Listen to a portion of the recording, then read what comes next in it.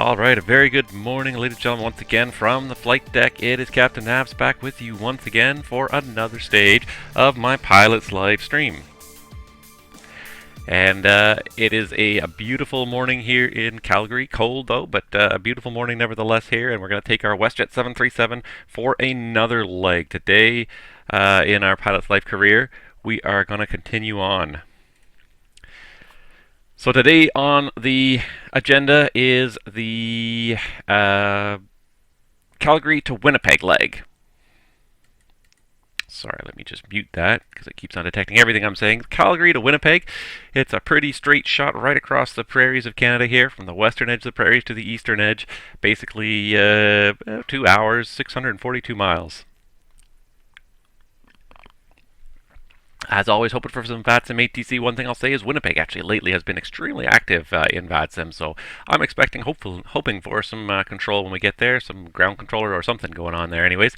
Yeah, we're going to get that started. Let's just go ahead and have a quick look at our dashboard, because I don't think I started the last week's or the last stream with any update here, and there wasn't much to update really. I mean, we're carrying on. We've done 43 flights already for this, and every one of them has been live streamed here on Twitch. Pretty impressive. Earned ourselves about $540 so far, and yeah, carrying on. We did get paid in December. We never even got paid in January. The last time I got paid here was December 1st. I never got paid in January 1st because I did not do a single flight in December. I just took a little hiatus there. I enjoyed it. It was nice to take that hiatus and get some time just to do some other things related to the sim and develop my FS economy life, etc. So we are still carrying on as a first officer for WestJet though. And so here we are. We're parked at the airport in Calgary, and we're getting ready to go. I don't believe there's too much traffic online right now. I don't have my VATSPy window up anymore, but I did, and I think it's gotten pretty quiet on the network this morning. But there is already Winnipeg Centre online, so let's hope that they are going to stay online for a little bit here. Let's see if we can get the show on the road and get over there before they head out. So, yeah, hopping in the flight deck. Time to get this party started. And as always, accompanying me is my FS2 crew. Before we do anything else, let's just go ahead and power this puppy up here. Battery on.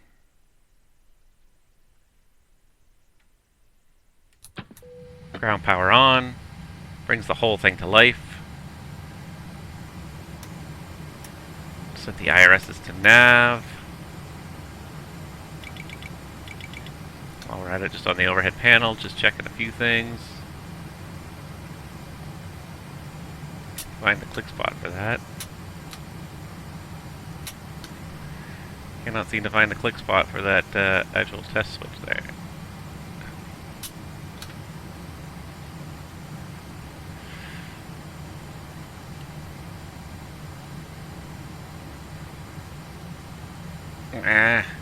I'm so far out of track IR's comfort range there, it's not even funny. Alright, let's just do it the easy way. Switch our views even a little bit, then we can see that knob quite clearly. And that's all we're doing, is we're just testing that the FDR comes online properly. It really is not that much we're doing. Alright, let's get the emergency lights on. And let's see here. I swear I configured this properly, but it feels like it's way out of whack here, and I don't know why. Alright, anyways, yeah, so we don't need the chime, we got the emergency lights, we don't need the belts on because we still need to do fuel. So let's go ahead and get this first officer started here. We are going to do gate pushback as DXS, we're going to do derated takeoff because it's cold and there's going to be some nice thick air there. Calgary, we could probably do a flap 5 takeoff. Really long runways here, so let's do that. Let's do flap 5 takeoff. No ETOPS, bleeds on, sorry. Anti-ace, doesn't look like we need it right now. Looks like it's a pretty nice morning out there. Takeoff safety crew change for departure procedure is SID and noise abatement procedure. We should always really be doing noise abatement departure procedure too anyways in the normal generic takeoffs of most airliners is NADP2 anyways, so. Looks like we're good. Let's get the pre-flight events going here. Thank you. And yeah, let's do this first of all. Let's call for some fuel. because that is the first thing we're going to need. And for some reason, FS2 crew tries to redirect that jetway. It doesn't know what position the jetway is in, especially if it's one of the default jetways, which these are, so it just automatically cycles it, and that does not help anybody. So, anywho, alright, so we've got this basically set up. He's out for the walk around. We're going to go ahead and get into the FMS and set this whole puppy up. It's a pretty quick and easy flight plan here, as you can probably see at the bottom of the screen there. It's basically 2 airways and an arrival. So let's get that in. What can we do here? So let's bring up the FMS there in the corner. And you know what I have done that I have not done correctly is I have not switched this from the Airbus I was using yesterday to the 737. That's why I was getting no messages on it. Now we got some messages on it.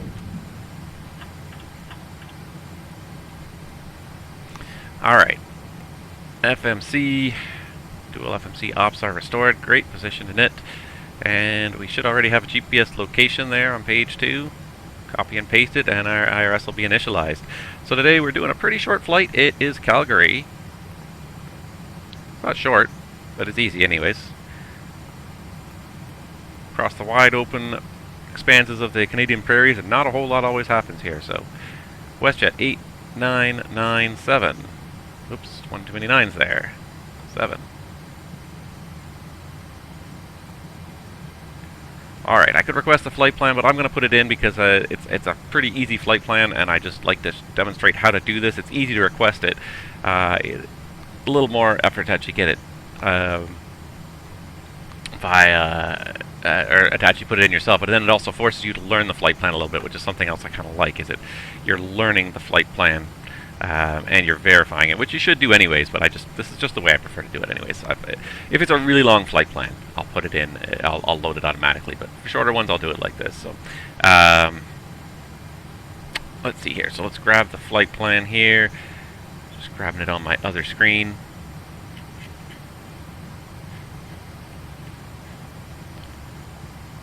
There we go. Alright, so the routing today is Alomlo. And actually, yeah, we need a departure runway first. That's what I was trying to do. So easily distracted in this business. Alright. Let's see, Calgary, the winds are out of 200 at 4. So yeah, we'll do part 17 right. We'll depart 17 right. It'll be a pretty short taxi, I believe. And then we'll do Lomlo. And then it's Q961. I need to refuel the airplane, so hold on while I pull this up in the other menu here. FS Actions, Fuel, and how much fuel do we need? Again, I'm going to my flight plan here. Why are you being like that? Alright, there's my flight plan right here. So fuel, we are looking at a total block fuel with a bunch of extra of 19.7, so we'll round it up to oops, not that one. On here, 19.9.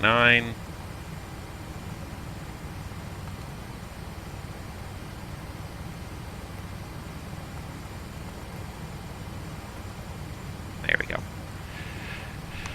Alright, that's where we were. Back to the flight plan.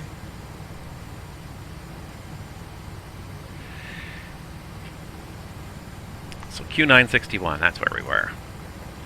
One thing about prepping an airplane for departure is there's always 1,000 things that are trying to get in your way, and especially when you're micromanaging it in a sim. And then direct to VLN. In the sim, you have to do everything. You have to order the fuel. Let's see here. North 50, West 104. That is the closest one, and that looks correct. Jet 504. To YBR, Brandon, and then the BFIN2 arrival. It's one thing if you're the only person in here, but when you're playing the role of captain, first officer, you're also, you know, your dispatcher and your load manager, you're planning your fuel and everything. It's so much, and different people want different pieces of information at different times. They're estimating landing 1-8 in Winnipeg, so we'll do the BFIN2 with the 1-8 transition out of Brandon, and I guess we'll plan, it's not an ILS to 18, it's an RNAV, isn't it? Or PDM. Must be an RNAV 18. We'll do an RNAV Zulu 18. I'm going to say ICLOS transition, I believe, if I recall correctly. We'll activate that, and we will verify it before we start the approach anyways when we do approach briefing. So that's good enough to get us there for now. Let's see here, ZFW loaded out of the flight plan here. And then our first officer will correct it later. 132.6. Our cost index today is going to be 10. And our our reserves, we're going to have 56 and 22. That should be 76, 78. Cost index of 10 is pretty low. We'll probably bump that up as we go here. Cruise altitude is planned at 350. Some water bottles for you. The security and safety checks are complete. Are we okay to start boarding?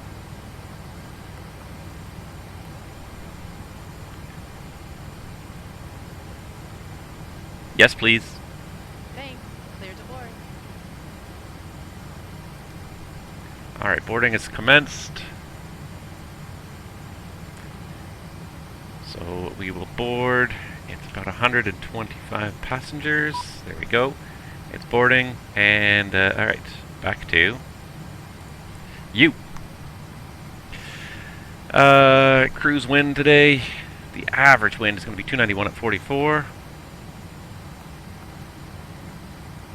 And we can go ahead and execute that. We'll try to do a takeoff 2 with a climb 2. And let's do a outside temperature of 32. No, today defaulted back to climb 1. That's fine. If that'll give us speeds though. Let's see here. Everything looks good. It looks like we got speeds, even on a flap 5 with a takeoff 2. Long runways here. Alright, he's back from the walk around. Everything looks good. The takeoff ref is done, so we're good. We're done the basic setup here. And we can continue getting ready here. Just take a sip of my coffee. Alright, I can hear him. He's flipping his switches, which means that everybody is flipping a million switches here. He's doing fire test and everything else, which is fine. One thing we didn't do earlier, and it takes about 4 minutes for the stall system to boot up when you first power up an airplane, so you can't do the stall test right away. So usually if you do the setup and then come back to the overhead panel, you can do the stall test then. Alright, I don't see, everything looks to be in the correct position.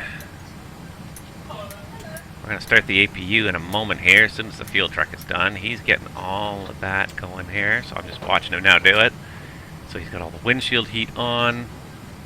Electric hydraulics are on. We got a bunch of doors open. No surprise there. He's got the air conditioning packs to auto. Or sorry, the packs are off, but the isolation valve is at auto. These are on. He's setting the altitude for cruise. What I can do as well is I can pull up my terminal charts here. These airports from FMS, please. Yes. And let's edit the flip for Calgary. So today we're just doing the Calgary 7 departure. And takeoff, and we'll also make sure we have the park coordinates ones up there. Complete. So the Calgary 7, let's just look at some of the information here off of 17. It's 165 heading, and it looks like the top altitude is 7,000. So 7,000, 165 on the heading.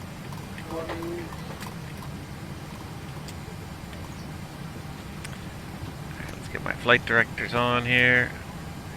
And while we're at it here, the altimeter is 2989.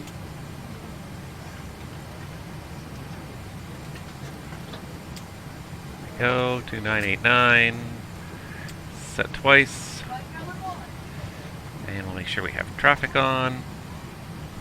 And I think we're doing okay there. We're not going to take off in LNAV VNAV mode, we're just going to take off in heading mode. Good evening, ma'am. How are you? I'm doing good. Alright, go ahead and get that to RTO. Test some of the annunciators in this airplane.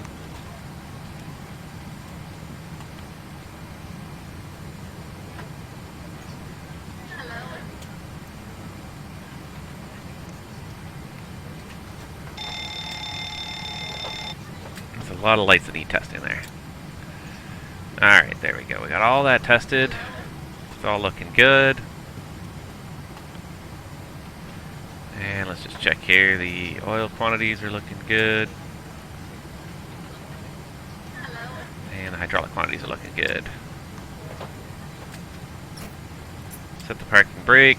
Go ahead and get Unicom up, and I think we're going to be good.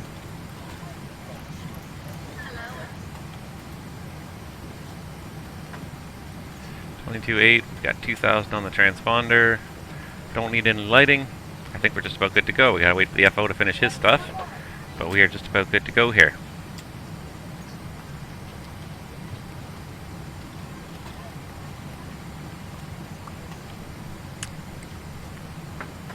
All right.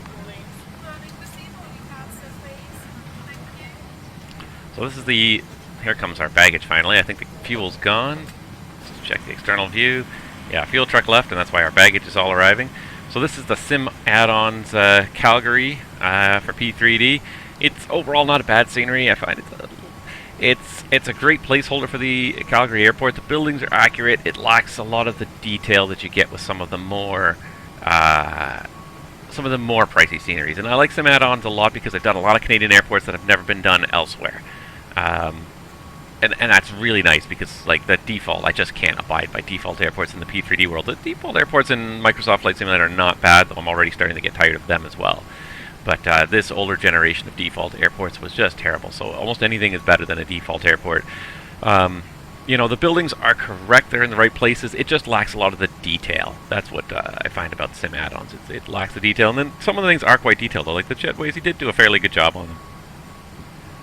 I'd be curious to see what some of the SimAddon airports look like in Microsoft Flight Simulator, because a lot of them have already been ported to Flight Simulator. I haven't used them. I really have not been. I've really sort of suspended my spending in the Flight Sim community while I sort of wait to see how Microsoft Flight Simulator evolves and whether or not all the add-ons that we should be getting come out or not.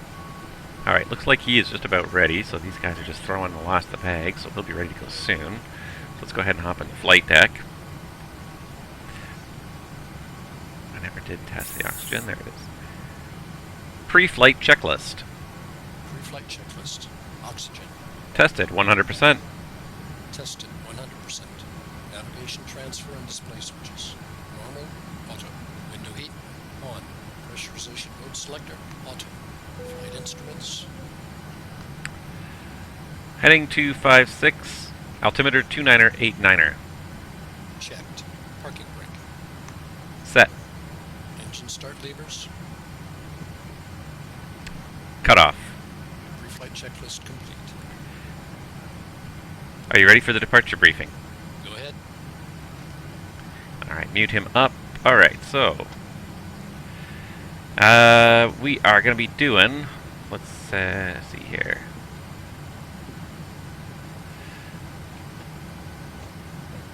So we are in Calgary. We are parked at gate Charlie 55. I'm not even sure where the heck we're parked. I think we're parked over here, I believe. Hold on, let's see. I have a clip view here. That's why I loaded this one. 55. Here we are. Yeah, we're at the end of this pier here. So this is Concourse C. So we're at the end of this pier here for 17 right. We're going to taxi out. I'm going to say out spot 14, Juliet Tango and Juliet. And then a right turn on Charlie to get to the threshold of 17 right.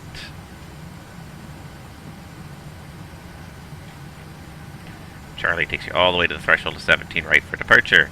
No hotspots or runway crossings along that route. Departure today is going to be the Calgary 7 departure. Okay, now you're being a bit annoying. There we go. 10-3 Alpha effective on the 26th of March of 2020. 100 miles safe is 13,800 non-jet aircraft. Oh, that's not for us then. Which chart do we want to do then?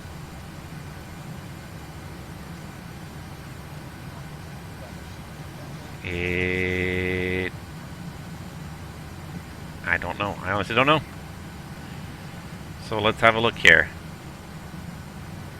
Let's see. Rodeo 2.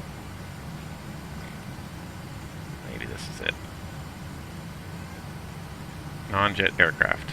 Nope, that one's also non-jet aircraft. Okay. Is it the Stampede 9? Jet aircraft. There we go. Alright, helps to read the chart. 10-3 Charlie at 26th of March 2020. Still the same 100 mile safe jet aircraft. And refer to noise abatement procedures. 10-4 for noise abatement requirements. And let's see, we're doing 17 left and right. Climb on a heading 165 to 6500. Climb to maintain 7,000 for vectors to the assigned route. So we got the 165 heading and the 7,000 feet set. And that's it. And then we're going to get a left turn off to Lomlo. Let's see. So I do need to change that in the FMS really quickly here. Let's just go down in here and just change it really quickly. So it should be the Stampede 9. Off of 17 right.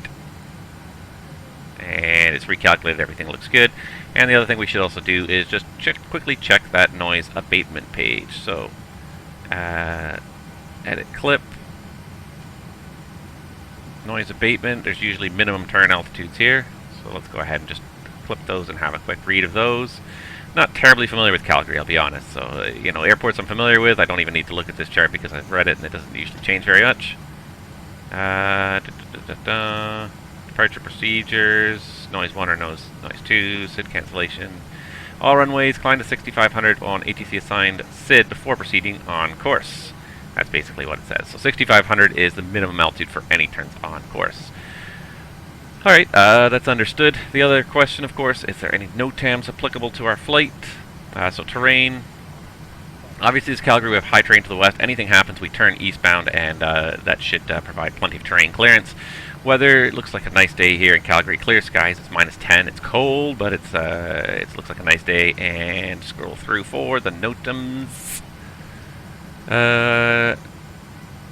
Calgary, taxiway whiskey, 17 left. That's it. Nothing at all that affects our flight.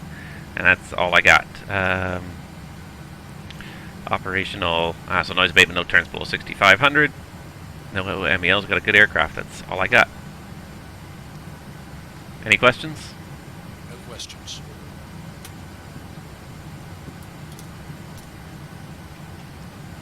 Alright, we're starting the APU, getting ready. I think we're all fully boarded already.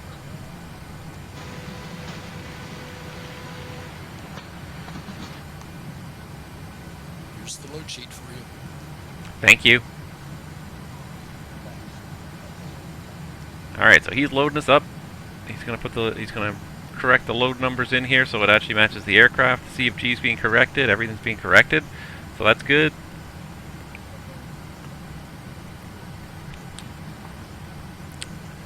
Another minute or so here, we'll have the APU generator and we can get the heck out of here. Nice, pretty quick start there. While we're waiting, I'm just going to make sure we are on the... Alright, we're going to make sure we're on the current flight page here.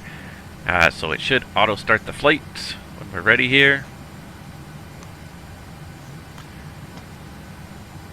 And we have to verify our takeoff speeds again because he adjusted the speeds. What am I doing here? There we go. N1 limit, takeoff speeds. A little bit lower. Verified. Check. Welcome aboard our flight today. In preparation for departure, please ensure your seatbelts are fastened, tray tables are up and locked, carry-on items are stood. Please put your board overhead bin, leaving a clear and easy access to center alleyway. This has including purses, backpacks, briefcases, laptop computers. Cockpit to ground. Go ahead. Please disconnect external power. Roger. Disconnecting the GPU. Alright, so he's going to get rid of the external power, and we're just about ready to go here. Nice.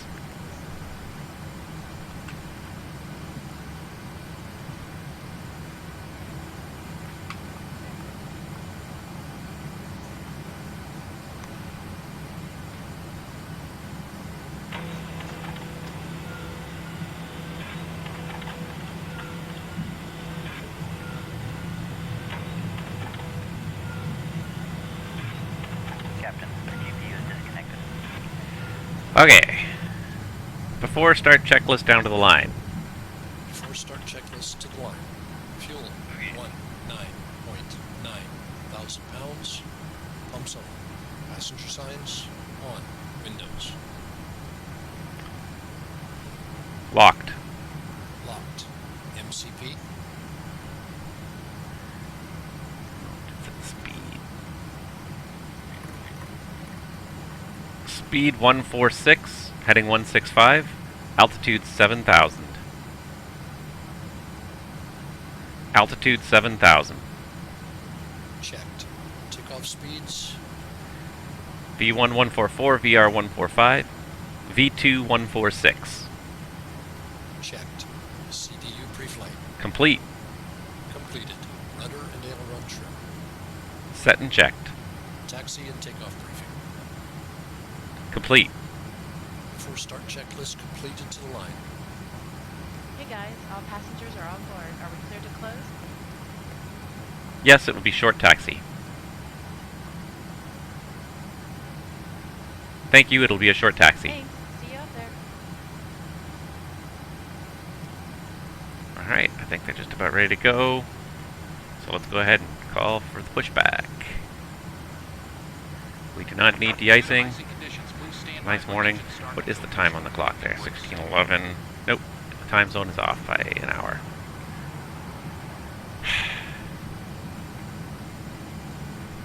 We're just gonna run with it. Hello, Captain. We're ready for pushback.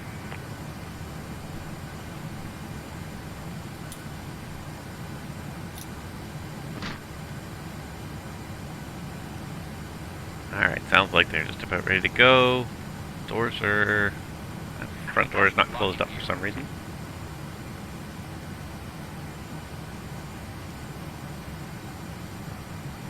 Alright, main exit closing. I see a sign there. There it is. Before start checklist below the line. Flight deck door closed and locked. Anti-collision light on. Before start checklist complete. Departure check completed. Bypass pin inserted. Release parking brakes. Alright, we're ready to go. Brakes off. Commencing push. Due to icing conditions, please stand by for engine start until push completed and brakes set. And away we go. First flight in the morning, you could do a de-ice here. It would probably be a good idea just with frost in the mornings, but we're just going to get this flight underway here. Start sequence is 1, then 2. Check. Start engine 1. Starting 1. We now request your full attention as the flight attendants demonstrate the safety features of this aircraft. When the seatbelt sign illuminates, you must fasten your seatbelt. Insert the flat metal clip to the buckle and pull the loosen strap. Alright, there we go. Stern valves open. Lift the upper portion of the buckle. To rotation. We suggest that you keep your seatbelt fastened throughout the flight as we And make one rotation. turbulence.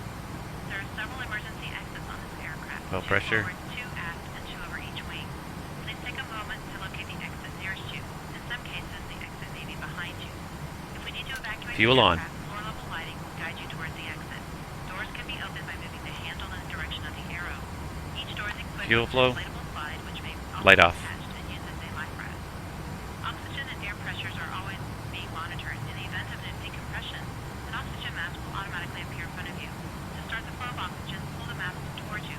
Place it firmly over your nose and mouth and secure the elastic band behind your head and breathe normally. Although the bag does not inflate, oxygen is flowing to the mask. If you are traveling with a child or someone who requires assistance, secure your mask on first and then assist that other person. Keep your mask on until an uniformed crew member advises you to remove it. Set In the parking event of brakes. Starter emergency, cutout. please assume the bracing Check. position. Lean forward with your hands on top of your head and your elbows against your sides. Ensure your feet are Waiting your flat. confirmation for good engine Your start. life vest is located in a pouch under your seat or between the armrests. Okay, normal start on When 1. it's time to do so, open the Start bottom engine pouch 2. and remove the vest. Starting Flip 2. over your head. Press the straps around your waist and adjust to the front. To inflate the vest, Valves pull open. firmly on the red cord only when leaving the N2. aircraft. If you need to refill the vest, N1. blow into the mouthpiece. Use the whistle and light to attract attention. Also, your seat Oil pressure. can be used as a flotation device. Pull the cushion from the seat, slip your arm to the straps, and hug the cushion to your chest. We remind you that this is a non-smoking flight. Tampering with, disabling, or destroying the smoke detectors located in Fuel on. laboratories is prohibited by law. Valves You will open. find this and all other safety information in the card located in the seat pocket Fuel in flow. front of you. We strongly suggest Light you off. do it before takeoff.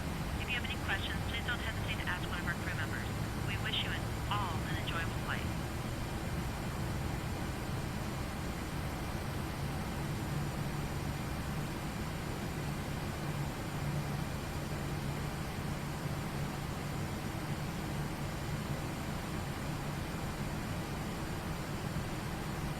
That oil temperature really warmed up quick there. 60 degrees already. Toasty. Starter cutout. Check.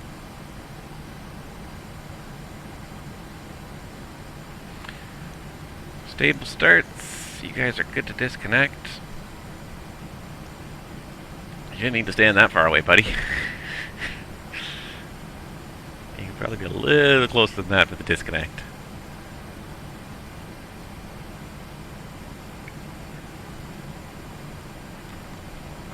What do we got yellow lights on? Just the ice protection and the air conditioning panel. Take care of that in a minute.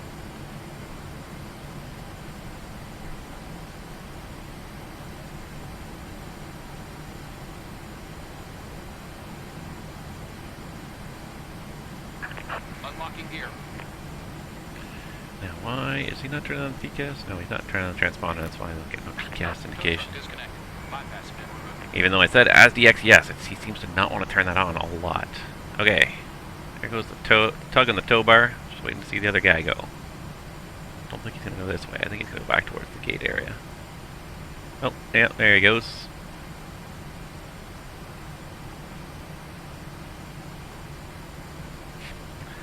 WestJet airplane being pushed back with the Air Canada tug. Love it. Left is clear. You think Calgary it would be nothing but WestJet tugs. It's like WestJet's home base of operations. Alright, he's good. Flaps 5. Flaps 5. Flight control check.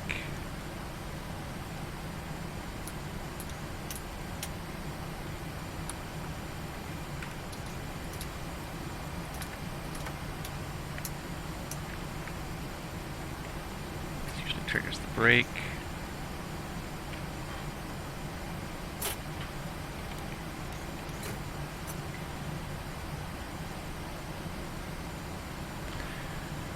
Before taxi checklist. Before taxi checklist. Generators. On. Port heat. On. Anti-ice. Off. Isolation valve. Auto. Engine start switches. Continuous. Recall. Checked. Auto brake. RTO. Engine start levers. Idle detent. Flight controls. Checked. Dispatch clearance. Checked. Checked. Before taxi checklist complete. Clear on the left. Clear right. Calgary traffic, good morning. WestJet 8977 is at the gate taxiing for departure runway 17 right on the Stampede departure. Forget what number it was. Set taxi light to on. Taxi light on. Stampede 9, that's what it was. Alright, so we're going to go straight ahead here. We're going to make a slight right turn out there, Juliet Tango and Juliet, to get to the gate. Or get to the runway, I should say. Alright, we're just rolling. Let's just have a quick look here at my pilot's life. And it says end flight, which means we did successfully get that started, which is good.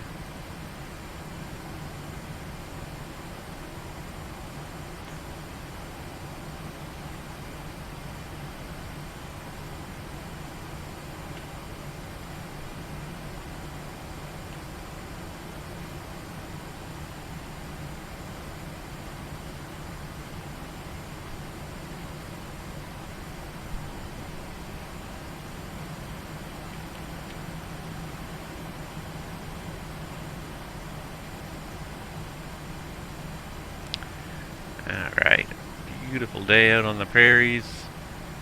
Cold, not clear skies. I guess that's the sun, just dimly visible through the clouds there.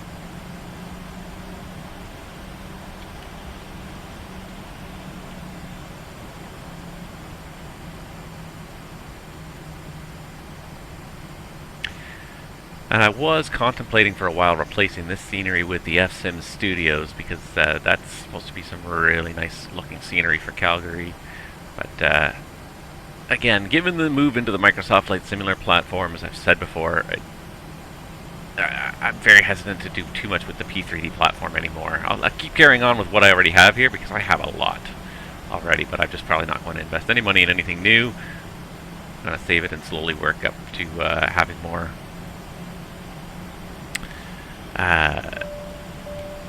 living more on the The cabin is secure. flight simulator side of things slowly. Save up my money for whichever airplanes come out first. I've got the credit for this, for the NGXU, for the NGX3 coming out on the flight simulator platform, whenever it does, and I still expect that's a year away, but the credit is sitting there nonetheless, so it's going to only cost me, whatever, $30 or something to have the 737 in Microsoft Flight Simulator. That was a smart business move, I think, on PMTG's part. It's a partial purchase for a lot of people of this airplane. And it gives them a lot of upfront revenue while they're developing, and it's going to be a lot to develop this. They won't settle for anything less than a high fidelity simulation.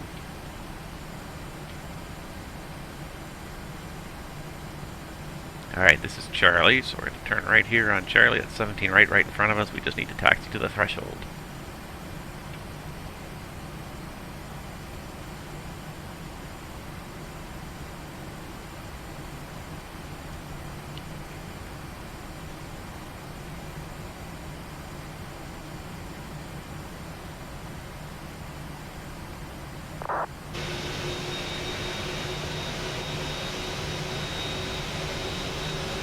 Someone else is departing the other end of this runway. It's a good thing that people are communicating.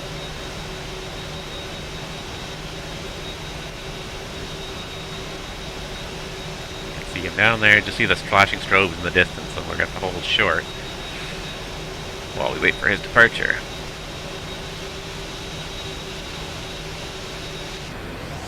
Just going to take some time now and enjoy the external screenshots. Because oftentimes when you're working, we're pretty much there anyway, so we're not going to go too much further here. That's probably good enough. Before takeoff checklist. Before takeoff checklist. Flaps. Flaps 5, green light. Stabilizer trim. 6 upset. 6.1 upset. Set and checked. Before takeoff checklist complete. Just waiting to see this guy go. Where did he go? Did he already take off? Yes, he did. I missed it. Where is he? I just saw a flashing light there for a second. I think he disappeared into the clouds. But judging by the TCAS, he's already airborne, so we're good. Before takeoff procedure. Check. Calgary traffic, WestJet 8977 is taking position on runway 17 right for departure on the Stampede 9 departure.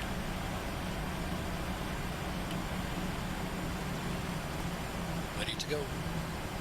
Checked.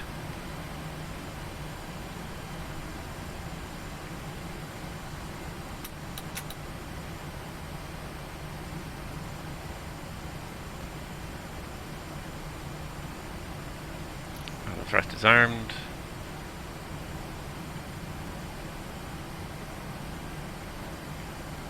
And here we go.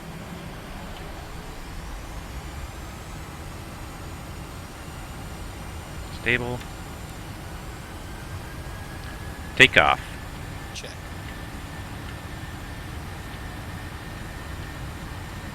Thrust set. Checked.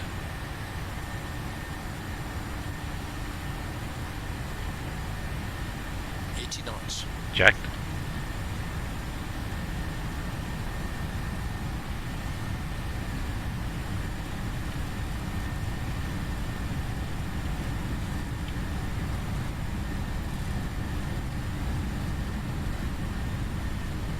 B1. Rotate.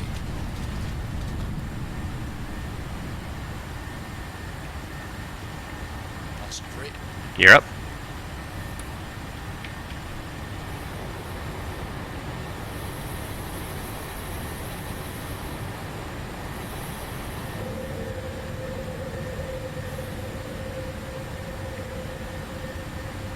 Select heading select.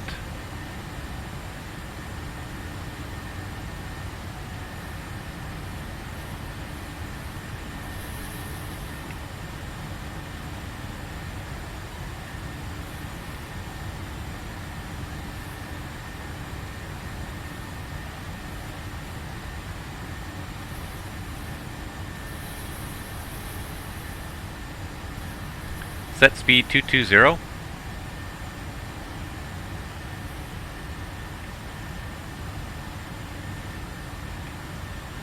Speed 220 set.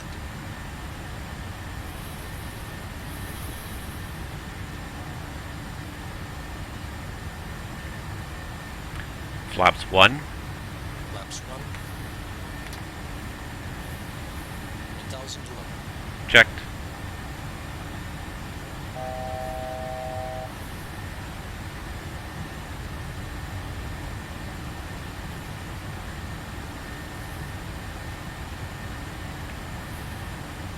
Flaps up. Flaps up. Select Command A, Command A. because here comes 6,500.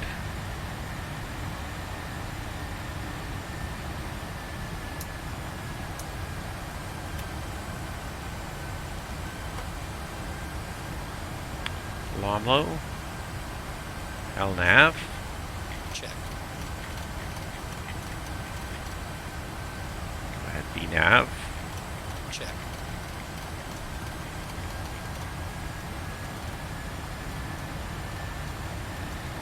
Flight level 350 set. Checked. Set engine anti-ice on. Engine anti-ice on. Set wing anti-ice on. Wing anti-ice on. We're going to get through this cloud deck here sooner or later. Checked.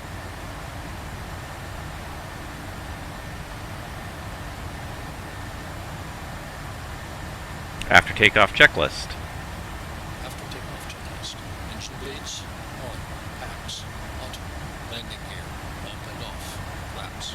Up. No lights. After takeoff checklist complete. Perfect.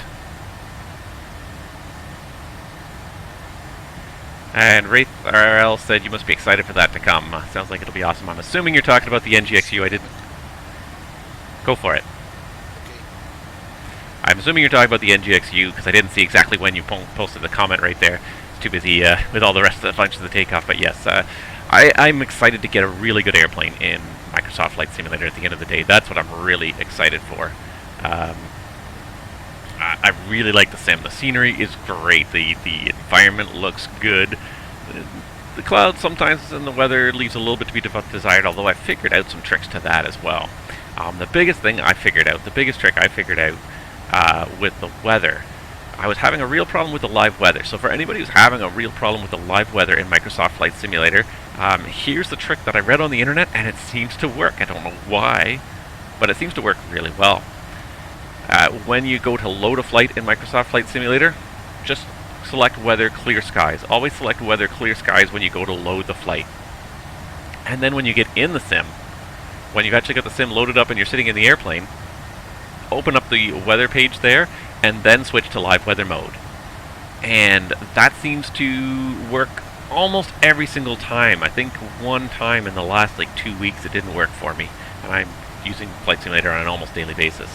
So that, you know, you're talking 95% of the time I think it worked for me doing it that way, versus I was probably less than 50-50 with live weather if you're trying to load live weather from the load flight screen. So load the flight with clear skies, and when you get in the sim, turn on live weather, and that seems to work really well. I don't know why. Nobody seems to know why. There's a lot of things about Microsoft Flight Simulator that nobody knows why, but it seems to work. So guys, that's my little tip of the day for you. Don't load the live weather on the load flight screen. Load the sim with clear skies, and when you're in the sim, turn on live weather. And the thing is, you'll see the jump in weather right away too. Ooh, a little rattle here. Keep those guys seated.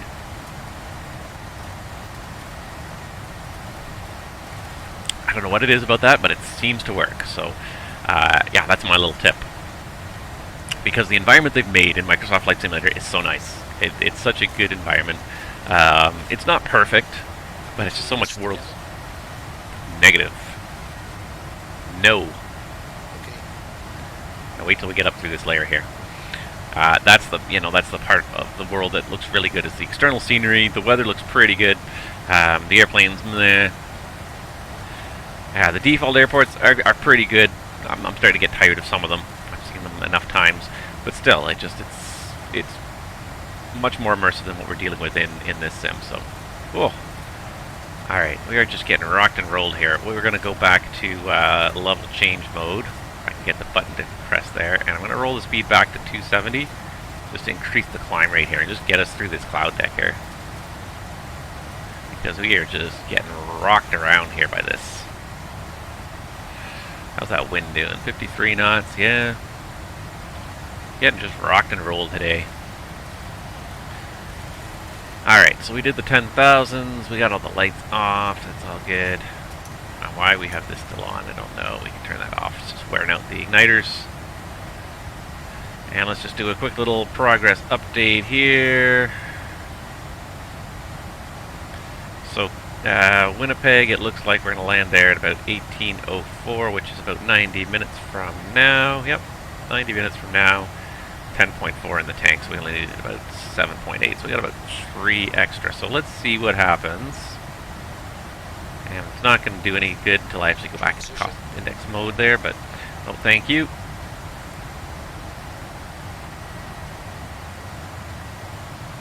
Set standard. Standard set.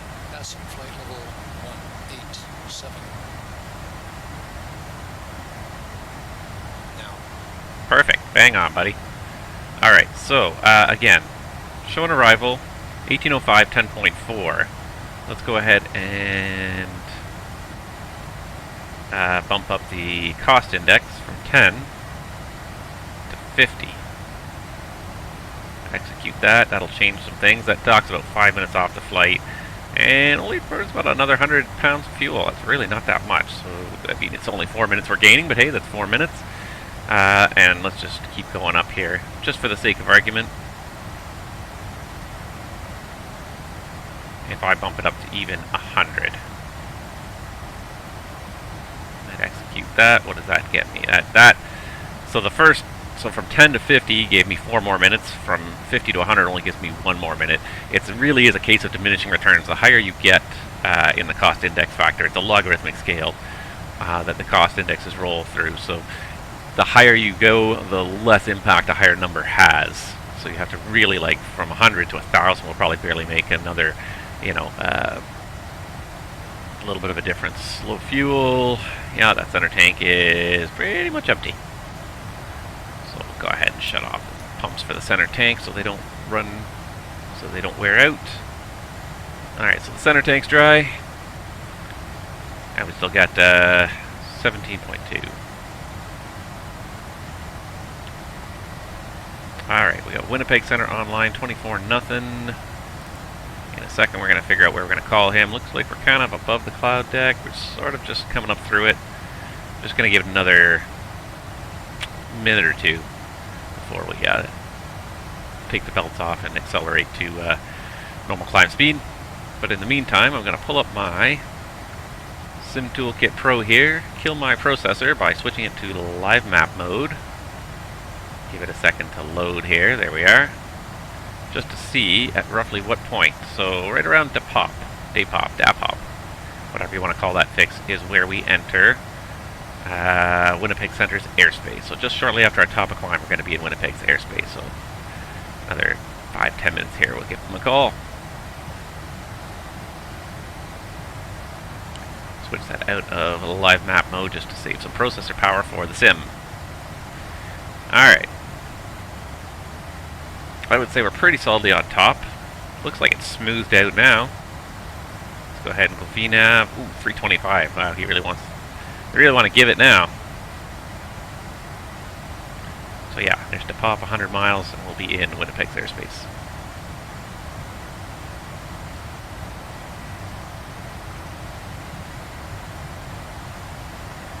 Now we're going to have to use some of this power to accelerate instead of climbing, but that's okay. We'll get there. It also seems to have smoothed out. I'll let my people pee, as they say. This heading bug's synced over here as well.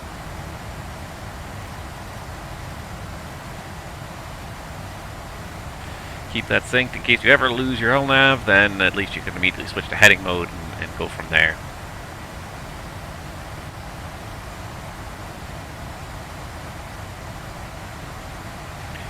Alright, and we are underway on leg number 2 of Season 5. And let's see here, we've got top of climb, 1643.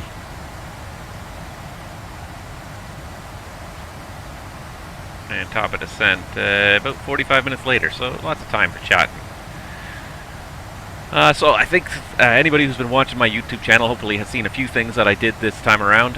One thing I tried to do, and I'm going to try to do, is take some of the highlights from each of these Twitch streams and put them into much shorter 5-minute, 10-minute at most video segments in my channel. So I've been doing that a little bit now. For the first stream of Season 5, I extracted 2 clips of relevant rants. Rants about something to do with the flight sim world, or just anything that I feel like makes an interesting standalone commentary.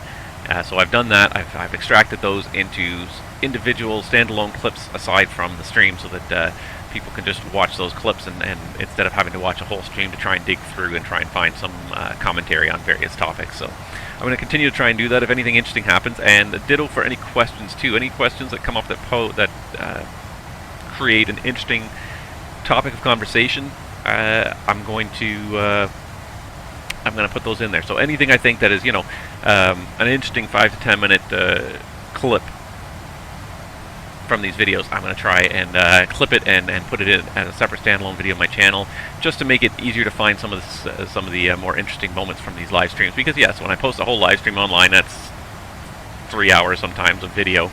It's a lot to watch. I get it. I'm not. I don't fault anyone for not watching it. So.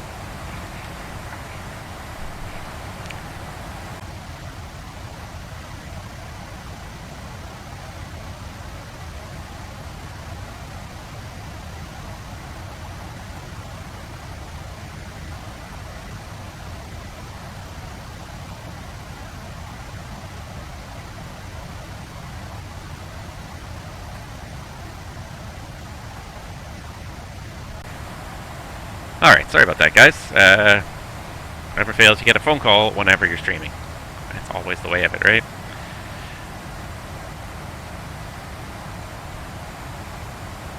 But I'm back in the flight deck now, and ready to resume our flight to Calgary, or to Winnipeg. It never really stopped, just ready to continue monitoring it closely here.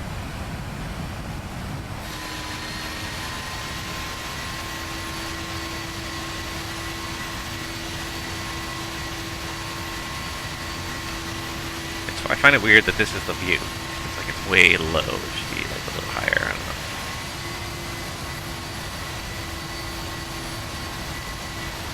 Static port's not quite totally detailed there, but it's pretty darn good. It's a good shot of the engines too, with the squashed bottom of the intakes there, just to try and fit the engines underneath this what is a very low slung airplane. Originally designed in the era when jet bridges didn't exist, and they thought that most of these airplanes were going to be boarded at outstations via stairs or via integral air stairs. The 737 was one of the airplanes that had a built-in stairway that you could deploy, and 99% of the 737s in operation do not have it anymore because they don't need it, because every airport now has a jet bridge, and even a smallest little terminal in the middle of nowhere has either a jet bridge or an air stair. So when this airplane was designed in the 60s, there were tons and tons of airports that airlines were operating to that had no infrastructure whatsoever. So it's part of where that came from. Alright, we're pretty much almost into Winnipeg's airspace now. There's no Edmonton controller online, so let's go ahead and get Winnipeg up there, 24-0.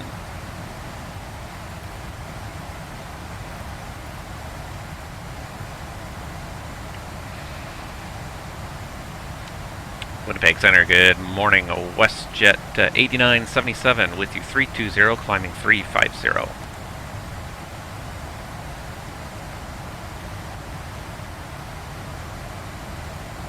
WestJet 8977, Winnipeg Centre, welcome aboard. Reset your transponder, squawk 0644 and ident.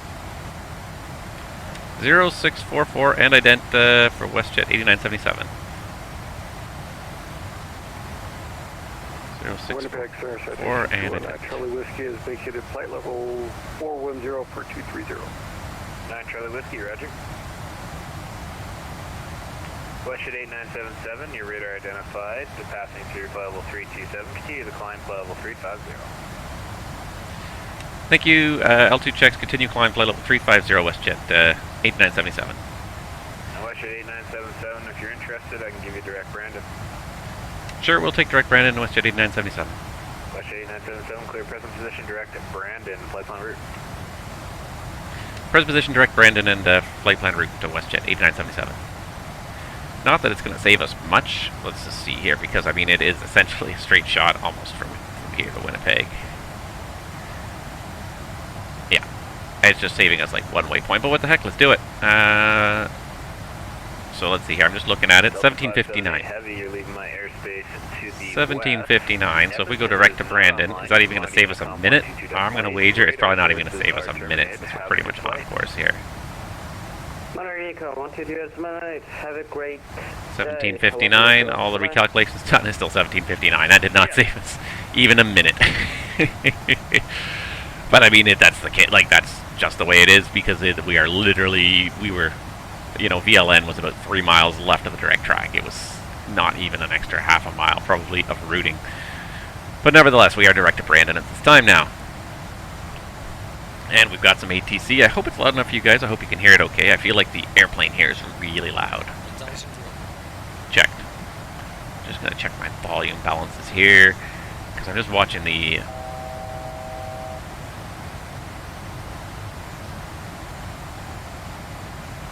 Citation 9 Charlie Whiskey, Saskatoon altimeter 29er, 9er, descend 4,000. 29er, descend to 4,000, 9 Charlie Whiskey.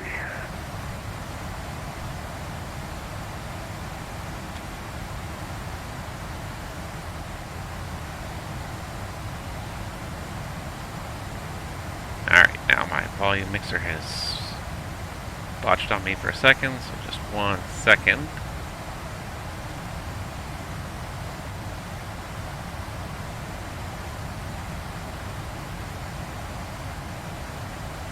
There we go. Alright, there we are. We're just about at cruise. Just checking the volume levels here, because it feels like the sim is quite loud and the controller is... He's audible through it, but it feels like he's struggling to be audible through it, so... everything's pretty much balanced the way it should be, so... The sim's just a little loud, or the controller's a little quiet. Alright, anyways, there we are. We're level at 350. We got about 45 minutes until our top of descent here today.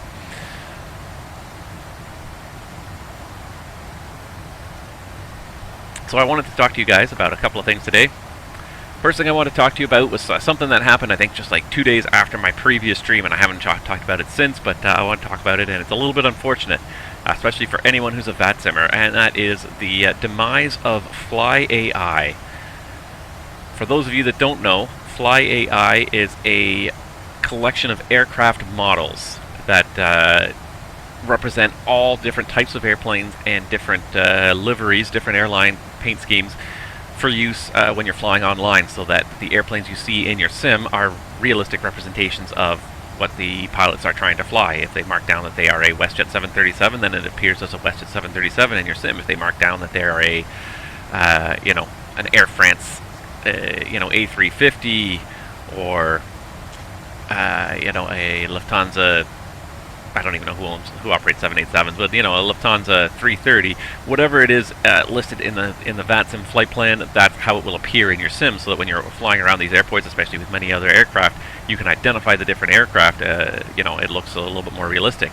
Otherwise, you're stuck with the default models in P3D, and there's only a few liveries. They're not very realistic. So these AI traffic packs, packages of models and paint jobs, create a very realistic experience when you're flying online with different people flying different call signs, because you see, you know, the airplanes that are at the airports that you see online are the correct models, are the correct paint schemes.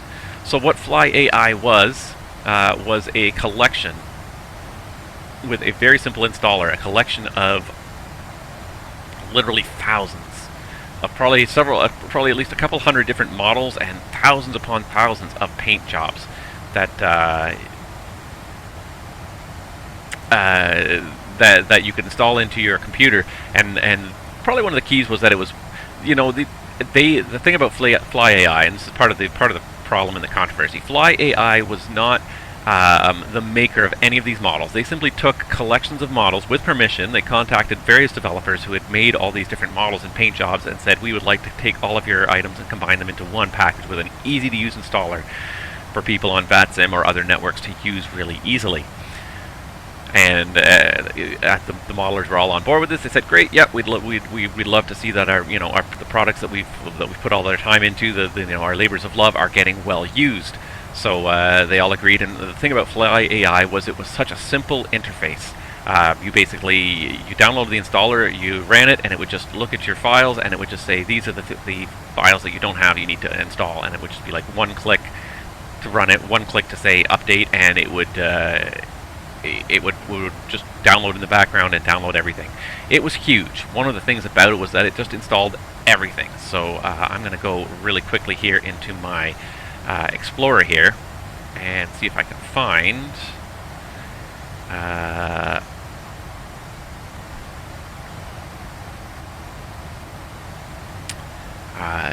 where it kept all those models, because it was an absolutely huge folder. This was the one thing I realized. If I can find where it's installed to, I don't even know where it's installed to anymore. There it is. So this is my FlyAI folder, and it has 5,668 files across 3,000 different folders, taking up 14.8 gigabytes. So this is all the AI traffic, just the traffic package alone. 14.8 gigabytes of models, of installs of models and paint schemes and textures and all that stuff. Huge, absolutely huge. But the side benefit of it was that you then had an immersive experience with very little others, with no other steps really required. Once you loaded it, vPilot, when you run it, would automatically recognize that all these things were in there. If I go into the model matching for P3D, and you can see here, where is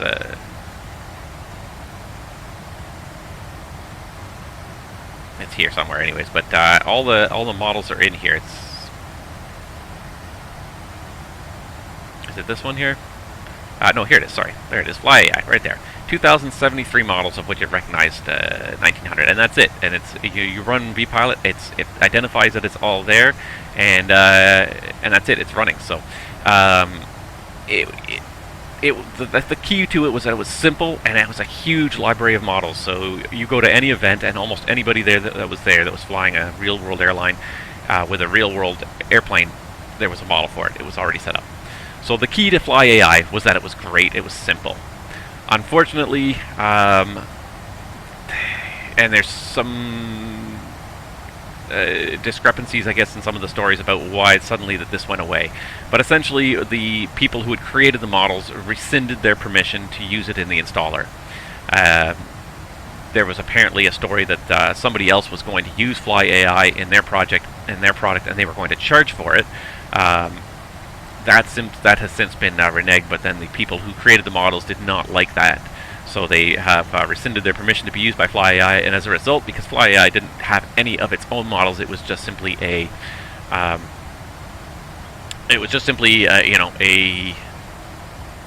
conglomeration of lots of different models into an easy-to-use interface. Without the models themselves, without permission to use the models themselves, there was no point for it to be. So it they simply announced that they were just going to shut down. Anyone who had already installed it could keep it, but that the installer would not work in the future, because everything from the installer was downloaded directly off the internet. The installer just managed the downloads. Now there is work behind the scenes to try and get these models back into the VATSIM world, and it probably will happen, and hopefully with a fairly simple interface. That was the key, was that the interface was simple.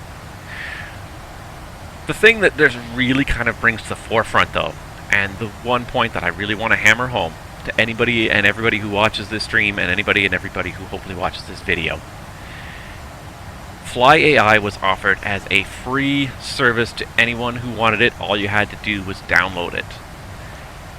And it just goes to show you that a lot of this stuff can be fleeting, and especially the free stuff. There is so much good free service out there for the flight sim community.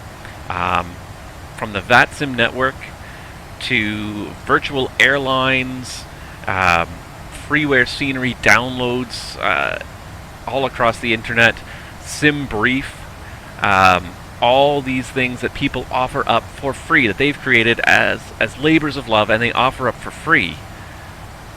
But when they offer it up there for free, there is no obligation for them to keep offering it. And depending on the nature of the free offering, some of these things have a lengthy ongoing cost to operate.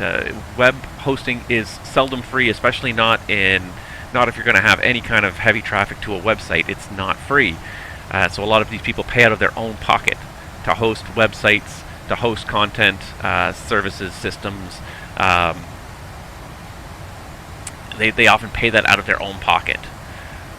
So I just want to implore the flight sim community, and it's a great community, and they do a lot to support a lot of great developers out there, and I think a lot of you have already done this. But if you have not done it, if there is a free service that you enjoy out there, and I'm not asking you to donate to everything under the sun, but I would say if everybody who watches this just takes the one service that they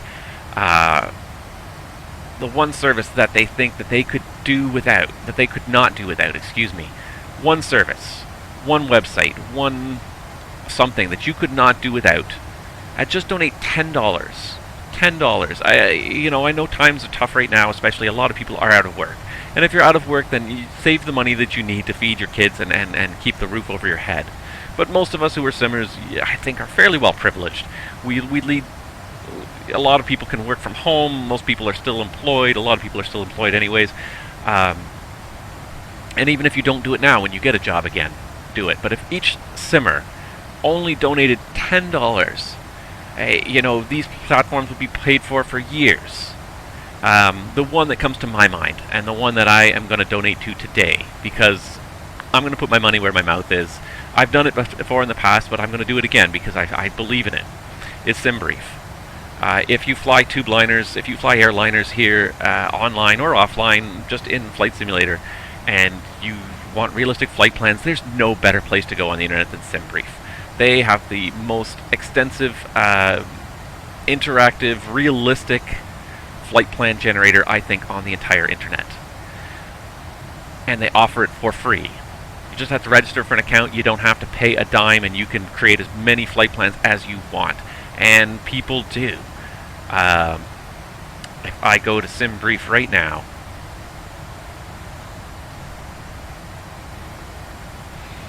and the one thing that I do love to do every once in a while is go to the system status page, guys, and just to give you a sense.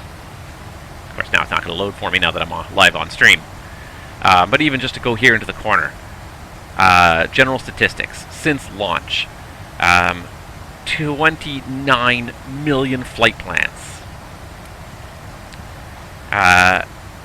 OFP since launch, 29 million flight plans have been made with SimBrief. And this guy does not he does not charge $1 for it. He does not charge a penny for it. He just survives on donations and his own money.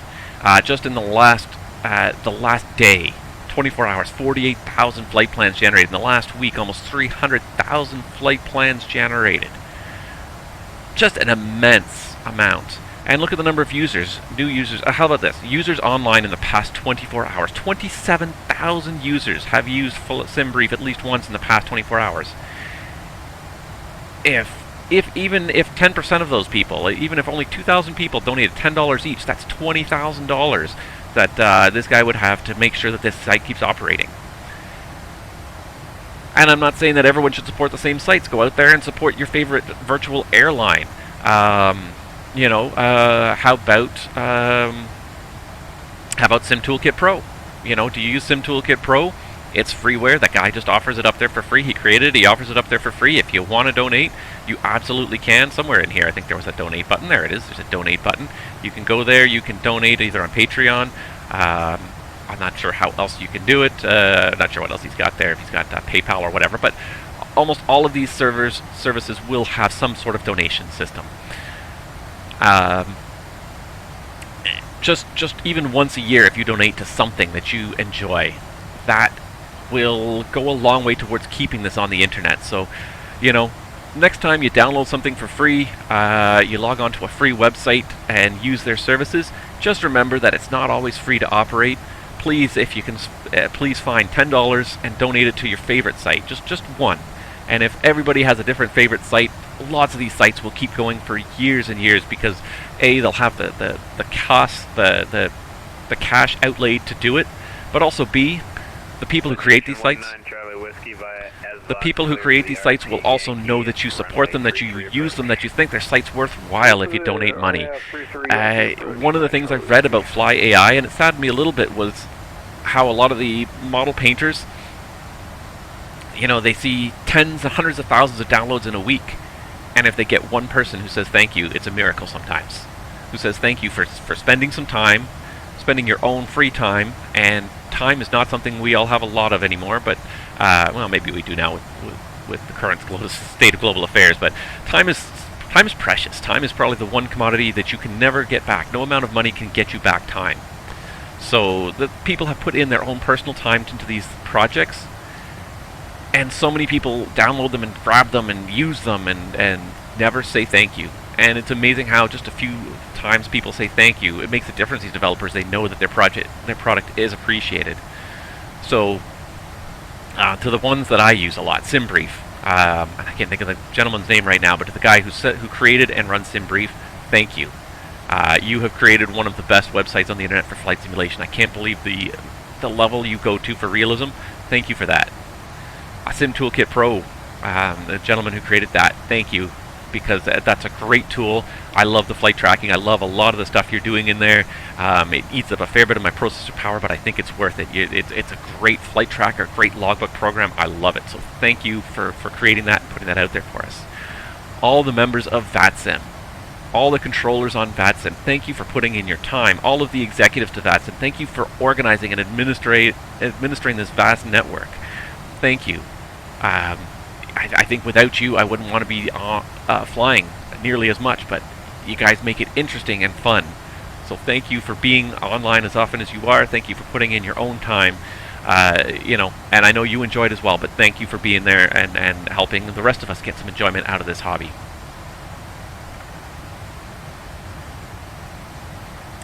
And there you go. Jamie Yag 60 says right now he can't live without SimBrief. I treat it as a monthly subscription. I donate $15 every month.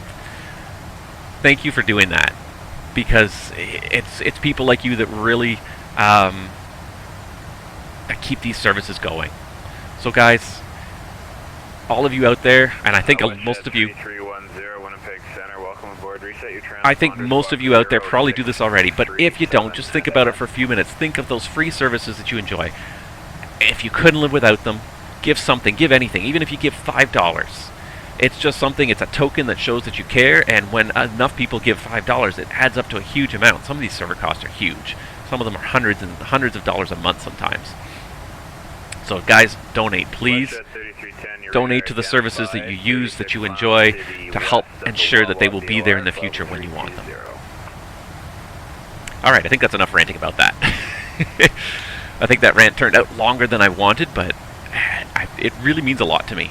3310, if you'd like it, direct Govit is available. I have not spent, I'll be honest that in the past I've not donated as much. I've been young, I've been naive, I've taken from the communities, and I haven't given back. And the last couple years, ever since I really saw how dedicated people in this flight sim community are, I've gone and I've started really giving back. So, you know, I donate to things that I appreciate. And I think that is a great business strategy in a lot of cases, too. SimBrief, I think that's a great business strategy for you, because it seems like we've really kind of moved on from the demo software era. It used to be 20 years ago, you could get a demo of almost anything, and people wanted you to try their software because they wanted you to buy it, they wanted you to pay for it. But they want you to try it first and make sure it's something you can use. And this is the trouble I have with certain things in the sim. And I've tried some software and I've regretted purchasing it because it just doesn't. It didn't do what I wanted to do. So I've had buyer's remorse in more than one case. It didn't do quite what I wanted to do. It wasn't quite as useful as I thought. So I've had one or two scenery purchases where I was thoroughly disgusted by the quality of the scenery that I purchased, and I thought this was not worth the money I paid for it. I've had that happen a few times. And this is stopping me from doing a few things too. The Sky Park is top of my list. I really would like to try the Sky Park, but the $42 right up front entry fee is a little bit high for me to really do it as a trial. If they had a trial, if I could try it for 7 days or 14 days, and just try it and see if it's something that I would really enjoy and get a benefit out of, then I would probably be more likely to spend the money on it. But I feel like that cost, the 42 is just a little bit expensive for what they're offering, I think, but I don't know because I haven't used it. And without a trial, without a demo, I can't get in there and use it. So I feel like more people could do well with this trial system, with a trial system or with a demo version or something like that. I imagine with the Sky Park, you probably have to set up an account, so they could easily cut off an account after 14 days. And I mean, yeah, okay, you could register for another account with another email address, but all your progress would be lost. All the money you've made might be lost. So that's one I would love to see them offer a trial and see what it's all about, and then I could say whether or not it's worth me spending my money on it. Sometimes it's hard with some of these services, some of these immersive universes, to see if it's really worth it, whether it's something you'll get into or not. And that's a real problem I have, anyways. And Parallel and Sky Park's not the only one. It's just the first one that's sort of top of mind right now because it's sort of recently launched and I'm interested in. Same with the PMDG's Global Flight Ops. I probably won't sign up for it initially without knowing what it's really truly all about, and unless they do a good job of explaining it. And the Sky Park, they've done not a bad job, but it's one of those ones where you really have to use it to see if it's something you will enjoy in the long term. Is it something that's gimmicky and you'll kind of get over it in about a week, or is it something that you'll be in it for the long term? I do wish some certain things, anyways, would be trial versioned. The on-air company program wouldn't be a bad one because they go by monthly subscriptions. 219 Charlie Whiskey. So you could just sign up for just the first month and then be done, and then if you don't like it, cancel it after that, and that's okay, because then on a monthly basis it's not a whole lot. But yeah, just to be it's a lot of these things are the upfront price is kind of expensive without knowing what you're getting into.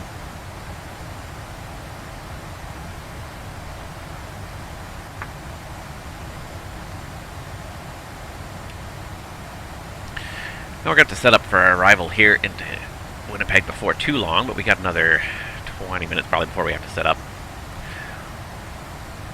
So last night I was online, flying online with a buddy, and we decided to participate in the Friday Night Ops in the FNO at Minneapolis. And the one thing that sticks out in my mind more than anything, thinking back to last night already, is the fact that we sat on the ground for probably an hour before we departed. And I don't mean this as a bad thing, that's a good thing. Probably a lot of you are not aware of this, but in the last year or so, VATUSA has really taken a huge step forward with traffic management and event traffic management. And a lot of you guys are probably not aware of this, but they have set up essentially a national traffic management unit that coordinates when major events are happening and tries to help manage the traffic better than it has in the past. So previously on, anytime there was an FNO, pretty much every airport around there around the event airport would just launch as many airplanes towards the airport as they could get into the skies, and you would end up with 150 or 200 people en route to this airport, that can handle maybe 50 arrivals per hour, and people are holding for an hour to an hour and a half. And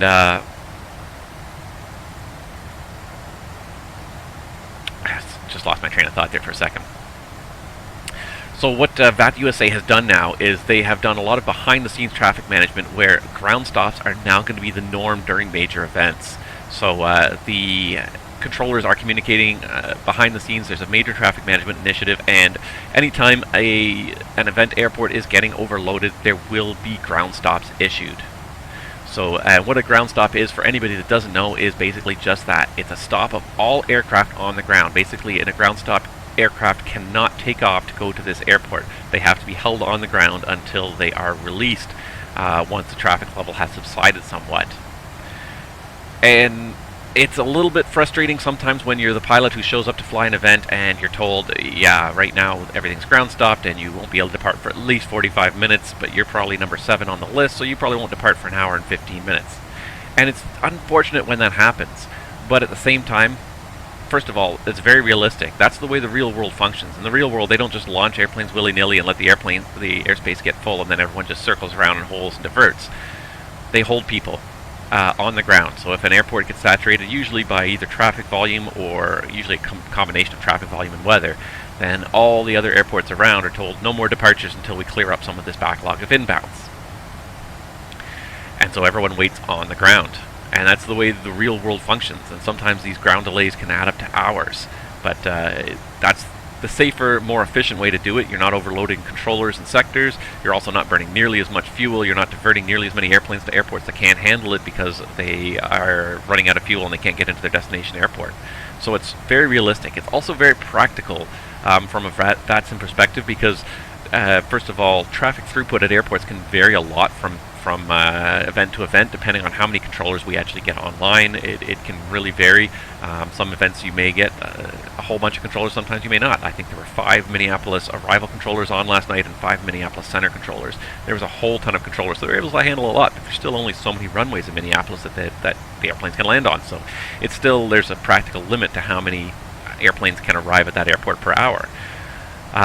By holding airplanes on the ground, it's a lot less panicky and a lot less workload on the controllers. It's easy to just say, okay, sit there, stay parked at the gate, or stay parked near the runway, we'll call you when it's time to go. Rather than have people airborne, and then you're constantly reissuing hold clearances, you're giving people vectors, people are requesting to divert because they're running out of fuel. They're constantly asking you what's the next, what's my next, when am I going to be taking off, and they're constantly, when am I going to be getting in, how much longer, I've got only 45 minutes of fuel left, am I going to make it in? So the one thing I'll say is that yes, we sat on the ground in Chicago for an hour at least waiting to take off, and the ground controller there, or the delivery controller, was very upfront. He told us exactly the information he was getting. He told us what reasonably to expect as a delay. A few people logged off as a result, but you know what, that's part of it, managing expectations. There's only so much capacity on the network, and it is, sadly, it's a first come first serve. If you're first on, you're first to call, then you'll be the first one to depart and get out of there, and everyone else will be just held in order. So, the ground controller in Chicago was encouraging people. If you want to go to Minneapolis, it's going to be an hour wait. Lots of other airports. He listed a bunch of other airports. I think he said Kansas City's open, Atlanta's open, Detroit's open. Where do if you guys want to refile and go somewhere else, we can get you out of here right now, but you're going to wait an hour for Minneapolis. Also, WestJet 3310, if you'd like, I can also offer you the The other thing that was also really nice about it too was that when we got airborne and we were en route, there was no panic, there was no craziness, there was no holding. All the controllers sounded confident. They were doing their jobs. Nobody was overworked. Nobody sounded like they were at the end of their rope because they had 1,700 airplanes in their sector and they couldn't deal with it anymore. Everybody was able to pull things together nicely. I got a few delay vectors. I think it added about 3 or 4 minutes to my flight at the end of the day, but I didn't even get a single hold. So that was nice too. I think it's a lot nicer for the controllers because it keeps their workload very manageable and they're able to handle the workload more effectively. There's a point with every controller where if you reach that saturation point and then you go past it, it's not like your performance falls a little bit, it just collapses altogether. Your airspace is so saturated you just can't keep up with anything, and it's like falling off a cliff. You're suddenly just, it falls apart completely. Would you like the RNAV Zulu or Yankee for runway 18? WestJet 8977 will take the RNAV Zulu runway 18, please. Okay, you can plan the RNAV Zulu runway 18. Thank you. So it was nice to see that it was very well managed, and I have to say that I was very impressed. While the waiting is frustrating, I think it's a little bit less frustrating than dealing with controllers who are at the end of their rope because they're overloaded. So when you guys participate in events on the VATSIM network in the future, especially the busy ones, the Friday Night Ops, Cross the Ponds, the really busy events, you're going to see more of this active traffic management. Please cooperate and know that it's there to help make the events run that much smoother for everybody. It's there to keep the airports and the airspace and the controllers from getting overloaded. And unfortunately, that's the way it is sometimes in the real world. If you need to cancel your flight because you're just not going to be able to squeeze it in because of the hour delay, then it's unfortunate, and we wish we could accommodate everyone, but there's too many people on VATSIM sometimes, and not enough controllers, not enough runways, not enough airspace to deal with it. Deal with all the traffic that's there. So if you're going to come to these busy events, bring your patience. Know that those ground stops are being implemented, and they're there. They really are working. I have to say, they really help alleviate the load on the controllers. None of the controllers sounded panicked or overworked. There was a nice steady stream of arrivals, and it was just perfect. But it was not overwhelming at any point in time, and it really made for I think a nicer event for everybody once we finally made it off the ground.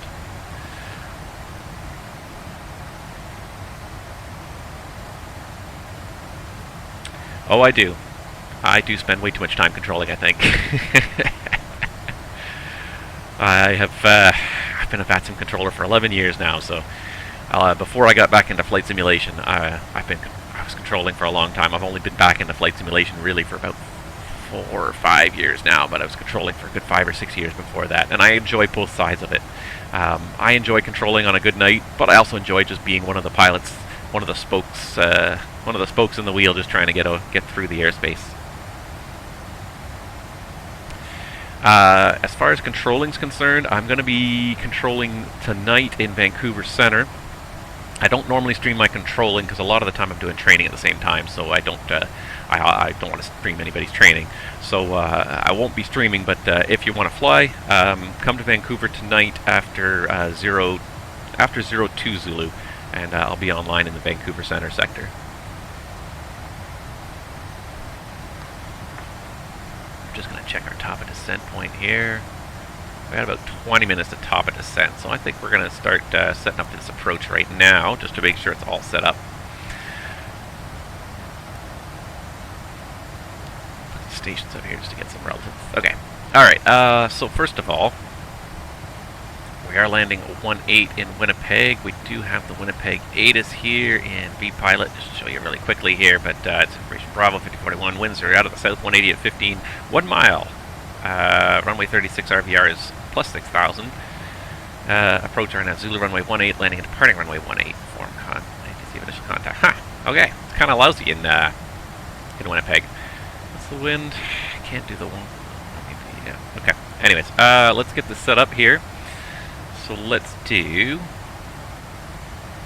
Actually, let's go this way. Let's go to the main menu here, and let's do performance.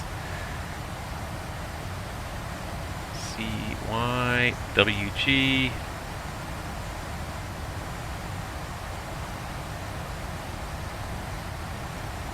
Let's do 18. Oh, we're doing ship landing. Darn it. Darn it. A little bit too early. Alright, I understand. It's a worldwide network, and people are coming and going at all sorts of weird times. I often control in the evening, and sometimes I will control in the morning too.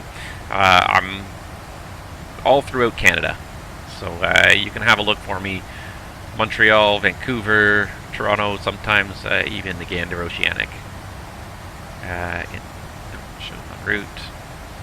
We're going to take no credit for that. Air conditioning on, anti-ice config. What's the temperature? There is no temperature because it was a specie. I'm going to say full anti-ice.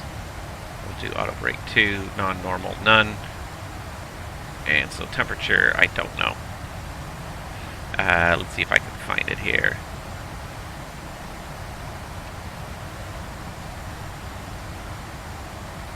-8, so freezing fog, or close to it anyways. We're going to go with 384 Winnipeg Centre, welcome aboard, reset your transponder squawk 0647. 0/0. Come on, wind. 0/0. And so -8. QNH. 384, your radar identified, 150 miles from the Thunder Bay VOR, level 380. And landing weight. 141.1. 141.100. calculate. Air Canada 384, Thunder Bay winds are variable at 2. Alright, 8,000 feet required. 3024. BRAF Expect the RNAV at flap 15. 25. When ready, descend flight level 200. Let's do flaps 30. Why am I doing flaps 15? Calculate 7,400 feet, 152.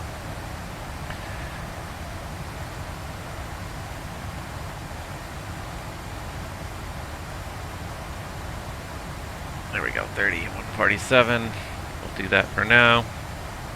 And let's just check that all this is programmed in here correctly. So if we pull this over here, and let's go menu, let's go to terminal charts now, let's go to the other end.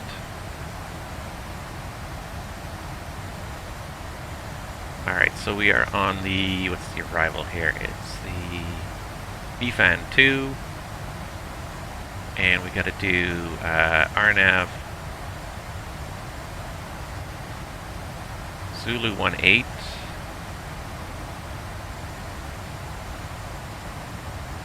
And I'm going to bring up the RNAV Yankee 18, just see if it's in there, see if it's got lower minimums, because let's see what this says here, because it's only a mile visibility, and that's the requirement for the RNAV Zulu. I feel like the RNAV Yankee is probably going to be about the same.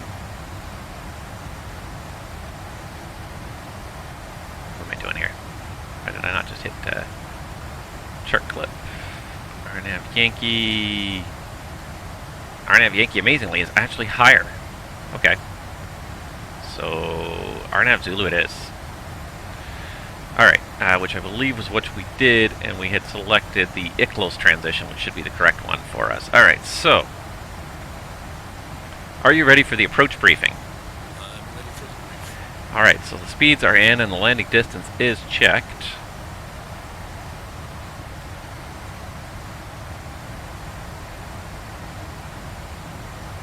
Okay, so let's see here. What am I doing? Sorry. And, Jamie, I'll talk to you in a minute. Let me just finish my briefing here. Okay, so we're doing the BFAN 2 arrival. 977, when ready, descend 10-2 Alpha, 19th of July of 2018. 100 mile safe is 3,800. That's the only real note there. Aircraft planning RNAV Zulu 18 mandatory altitude at EPNID not applicable. I'm going to leave it in there because it usually gives me a nice slowdown that way, having the altitudes in there. So, starting out at Brandon, YBR, and then we go to BFAN at a max 250 knots, 13 to 9,000. 8977, when ready, descend flight level 230. Our discretion, descend flight level 230, WestJet 8977. 230 set, we are in VNAV. So 13 to 9, odd bit. Come on, drag, drag, drag. VEVC, and then EPNID, max 210 knots, that's the 5200. I'm going to leave that in there because it usually provides a nice kind of like bit of a level off after that. It's a little bit lower than it needs to be, but then it allows you to bleed off speed a little easier. ICLOS at a max 210 knots, and then it's OMSOM, and vector straight ahead, and what we're hoping for is to close the approach via ICLOS for the RNAV Zulu runway 18. Let's see here, WASP channel, final approach course is 185, that should be there after Aldalia at 185. Glide path altitude at O'Rourke is 2100, and the LPV DA 1032. We'll say that this airplane today is equipped because we're going to put it in there because I really don't need to be diverting to my alternate. I don't even know what my alternate is here. What am I doing here? That's the wrong button, that's why. So this needs to be 1032. Oop.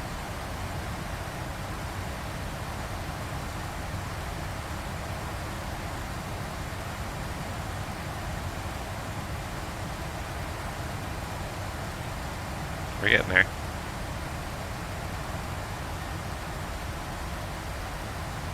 There it is, 1032.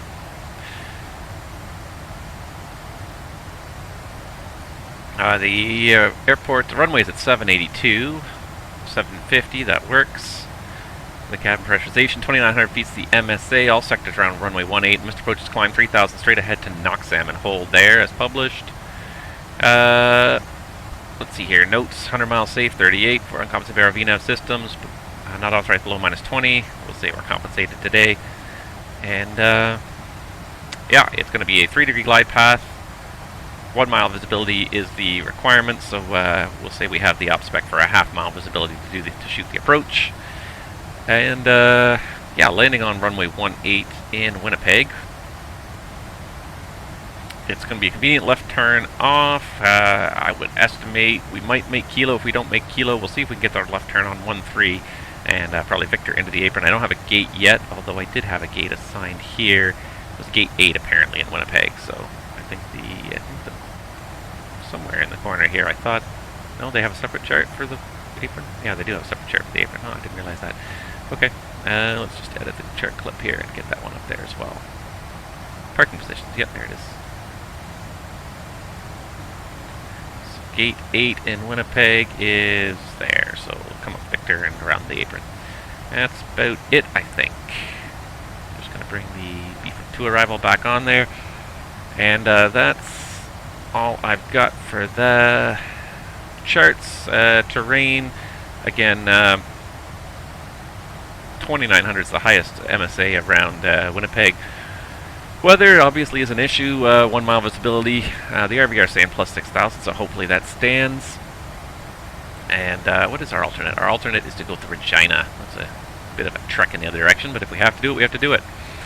Operation NOTAMs. See what we got in the way of NOTAMs here. Victor not available for aircraft wingspan greater than 135 feet. Aircraft included. Okay, no. RNAV 18. LNAV minimum 31220. That's okay. We're doing the LPV. And that's about it. Here we go. That's it. The other question I have is just in terms of other approaches with better minimums, half-mile minimums.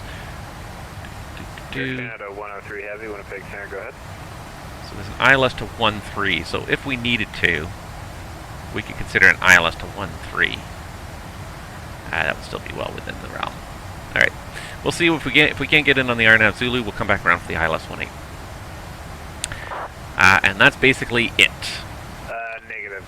There's another Air Canada 384 on the other side of the airspace here. Unfortunately, no. I don't have a Discord server. I'm not a big fan of Discord. I could start another whole rant on that, but Discord reminds me a lot of Facebook. A lot of disorganized posting.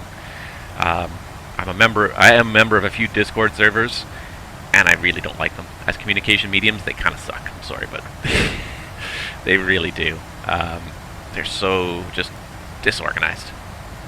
Is the best way I can put it. It's like Facebook. It's just like a whole lot of information thrown at a wall, and it's so hard to pick through it. So not a fan of Discord.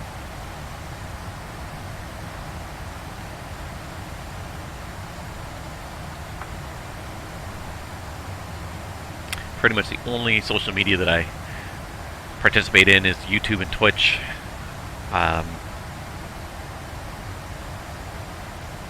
Just trying to think now. Yeah, not too much else. Or you can email me. It's my my email address is the same as my channel name at gmail.com. So you can email me. I don't always respond right away, but that's about it for getting a hold of me. I've never liked Discord. I've tried it quite a bit, and it's, again, chaotic, I think is the best word, and I really have a hard time getting behind it that way. Thunder Bay altimeter 3024, descend 7,000.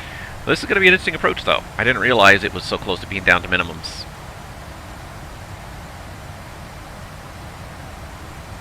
In Winnipeg. I'm just curious what the weather in Regina is going to be doing. Well, we do have enough fuel to do a second approach. We should. Even Regina's snowing a little bit. Alright, let's check this here. We should have enough fuel to do a second approach. 10.1, we got about 3 tons extra, so We should be able to do a second approach in Winnipeg, and if we still can't get in on P3D ILS to 1-3, then we'll go to Regina. And then it's going to turn into a very long stream if that's what happens. Hoping that's not the case. Hopefully we get a successful flight, because we're going to have some unhappy people if we go all the way back to Regina.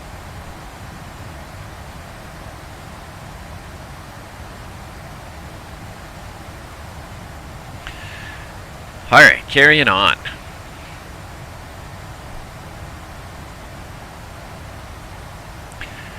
One other interesting piece of information I've read this week, a little bit shocking, real world information that really kind of hits home where we are in the real world right now, is that KLM, Royal Dutch Airlines, has announced that they are ceasing all intercontinental flying. Because the requirements for testing are so stringent and they include all flight crew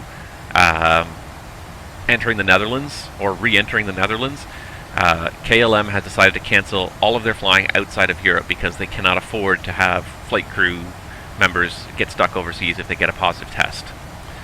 So because the flight crews are not exempted, which a lot of countries have exempted them from quarantine requirements or mandatory testing requirements in order to keep the transportation links open, but the Netherlands have not done that. The Dutch government has not done that. So now, KLM has announced that starting, I think, this week, or maybe it was next week, I can't remember exactly the date, but they will not fly anywhere outside of Europe, which is mind-blowing because there's a huge airline that has still been very active in maintaining air links across the world. They visit tons of cities around the world, and even on their reduced schedules, they've still been, a fairly integral link. And apparently, one of the biggest things, and one of the most challenging things that's going to come as a result of this, is the fact that South America, pretty much all vaccines being delivered to South America were being delivered in the holds of KLM aircraft from Europe. So the fact that KLM is not operating anywhere into North America, South America, Africa, Asia, anywhere outside of Europe, means that that supply chain is going to be disrupted. The supply chain of vaccines going to South America is going to be quite severely impacted, and they'll have to find some alternative transportation routes. But that just really kind of blew me away for an airline to say we're going to cease flying, for what is essentially a major international airline to say we're going to cease flying overseas. KLM makes some money off of their domestic routes for sure, and by domestic I really mean intra-European routes, because really there's only one major airport within the Netherlands, and Amsterdam, and then it links the rest of the world. It's a huge hub that links the rest of the world. So to be removing some of the major contacts from that, it's going to have a huge impact on the amount of traffic passing through Amsterdam. It's going to have a huge impact on KLM's bottom line, but it is problematic for airlines if an employee who has to travel for their job contracts COVID or tests positive for COVID while they're on the road, they have to be immediately quarantined wherever they are, and the company is obligated to continue to pay for that. So it's a real problem that airlines are running into, and not even necessarily testing positive, but people who perhaps have a confirmed contact with a confirmed COVID-19 contact, have confirmed contact with an actual COVID-19 case, and they have to be isolated for 14 days or until they get a negative test result. If they're at an outstation, if they're on a layover somewhere, then the company is obligated to continue to pay for them to stay in that hotel until they can legally leave it one way or the other. So I understand KLM's approach. It's very draconian, perhaps, but it's not an unreasonable possibility. Certainly that some people will test positive. There's no doubt that probably they've had a number of people who have tested positive for COVID in the past, and have had to at least certainly been removed from duty, whether or not they did it on home soil or whether they were overseas. So the idea of mandatory testing for everyone, and then that's also an increased chance that people are going to be potentially testing positive when they're overseas and away, and then the airline is obligated to pay for them, until they can get a negative test result. Pay for that hotel room indefinitely until they get the negative test result can be very problematic. WestJet 8977 is vacating 350 for 230.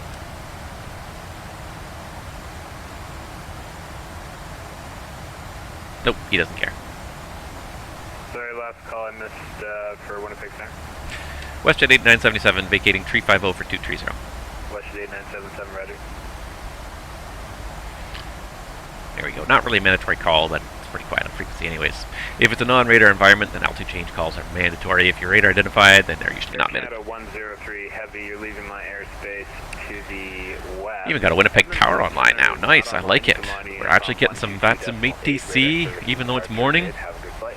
Morning is kind of a hit or miss thing, but if you do it on the weekends, you've got not a bad chance. And one thing I'll say is that certainly Winnipeg Centre here in Canada has been online a lot more recently. 2 years ago it was kind of very infrequently online, but now they're online very regularly, and including mornings. They're often online in the mornings, I find now, which is great for me because this is a better time to stream. I like to stream during daylight hours, and frankly sometimes it's hard to get streams in any other time.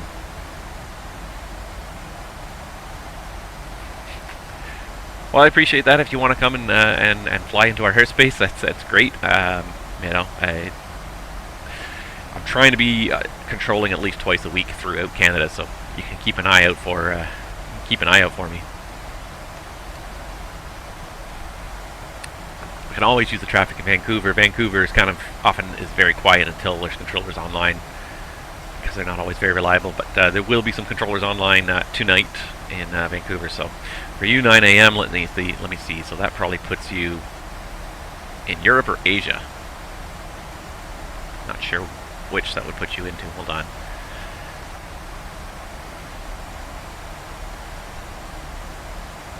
I guess that would probably put you into Asia then, isn't it? At +7.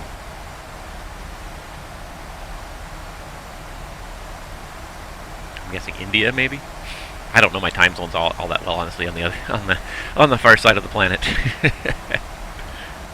Winnipeg Centre, good afternoon. Air Canada 3329 with you, just off of runway 18. Air Canada 3329, Winnipeg Centre, your radar identified through 2,400. Well, thank you for flying Canada. We do appreciate it. Climb flight level 350, Air Canada. I do think Canada was one of the really great divisions in VATSIM. I think it's WestJet 8977, Winnipeg altimeter 2993, descend 4,000. 2993, descend 4,000 to WestJet 8977.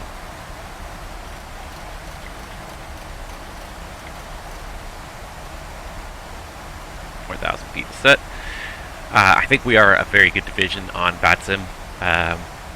We're often a smaller division, and part of the problem is that Canada is a very sparsely populated country, so it's often it's very long distance between airports. This is one of the challenges with flying in Canada, is that a lot of the airports are far apart, and there's oftentimes large gaps without any real airport in between. That's the thing, we're really chill. It's very quiet a lot of the time, especially Winnipeg is often very quiet. Most flights in Winnipeg Centre especially are overflights. There are a few places where it gets pretty dense, and you know, Calgary, Edmonton, Vancouver tends to be pretty dense, and Toronto, Ottawa, Montreal tends to be pretty dense, and also Halifax, St. John's tend to get a lot of East Coast stuff. Winnipeg doesn't tend to get as much stuff. It's more connecting the other ones together. So, but I do think we provide some fantastic service when we do get our events going. We do our best, anyways. Air Canada 384, descend 4,000.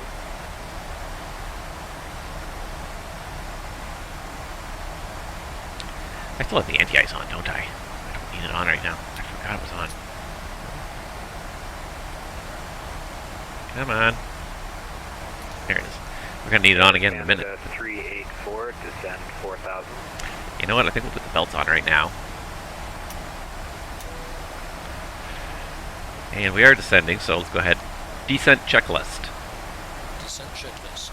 Pressurization. Landing altitude is 750 feet.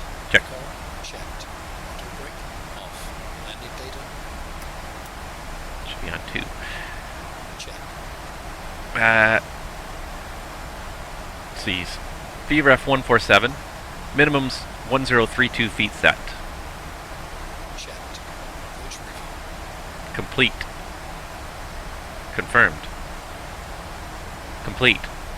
Descent checklist complete. There we go. He's happy. We are going to have to get this anti-ice on again in a minute. It doesn't look too bad down there right here. Where are we? We're somewhere halfway. We're approaching Portage.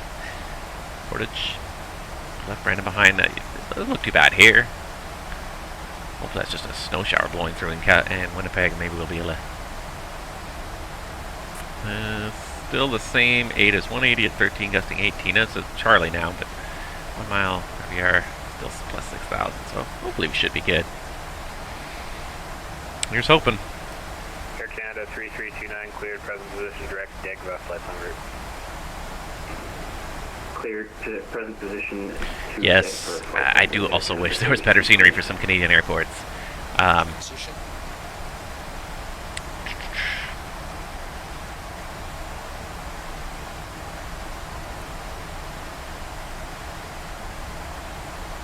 $2993 set. 2993 set. Set 2993. Anyways.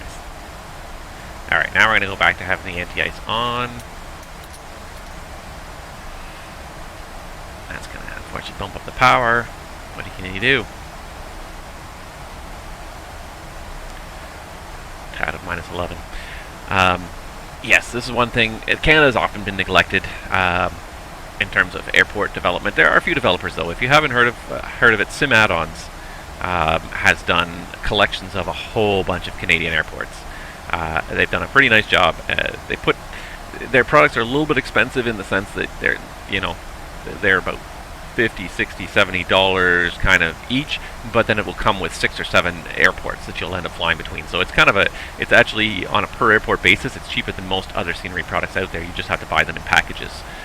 So SimAddons has made a lot of good Canadian airports. They've stayed away from some of the biggest ones, the Toronto and Montreal, because they've been handled by some of the other developers, but a lot of the other ones that are not being taken care of.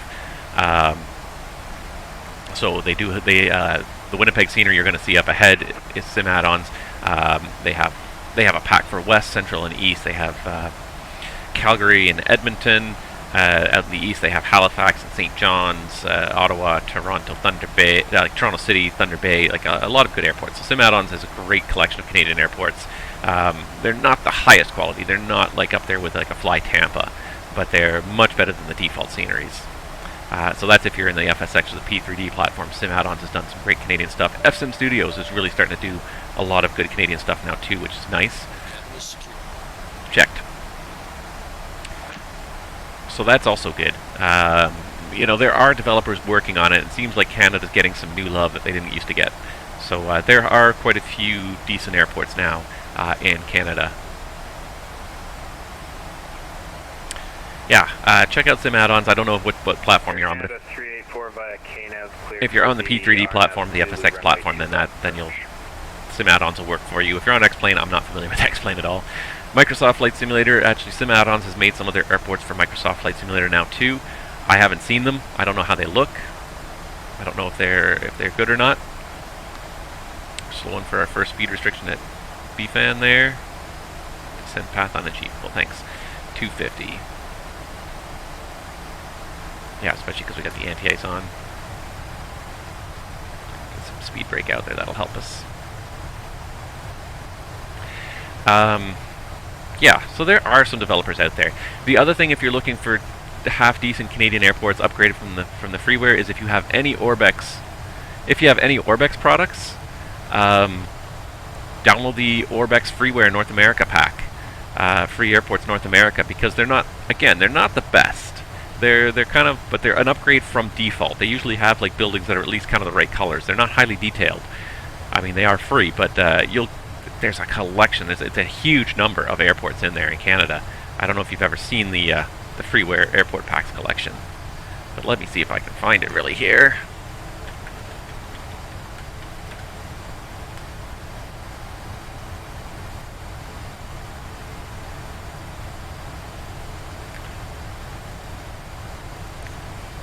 So here's the map that somebody put together of all the Orbex Freeware and Payware airports that are covered by Orbex. So the blue is the Payware, but if you look, the red is the Freeware airports. So these are airports that are upgraded from the default. They're not fantastic.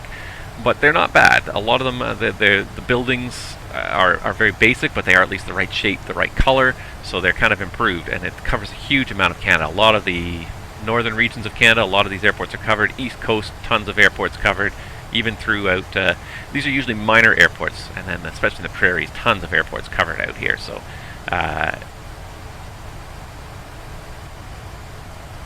Yeah, it's if you're looking for decent coverage of Canadian airports, that's another way to get some decent coverage. Okay, so we are still high on this path, aren't we? What's our next altitude restriction? It's supposed to be 5,200 at EPNID. We're going to have a hard time making it down there. Once we get that speed brake out there. Let's do this. Approach checklist. Altimeters. 2993 set. 2993 set. Approach checklist complete. Check.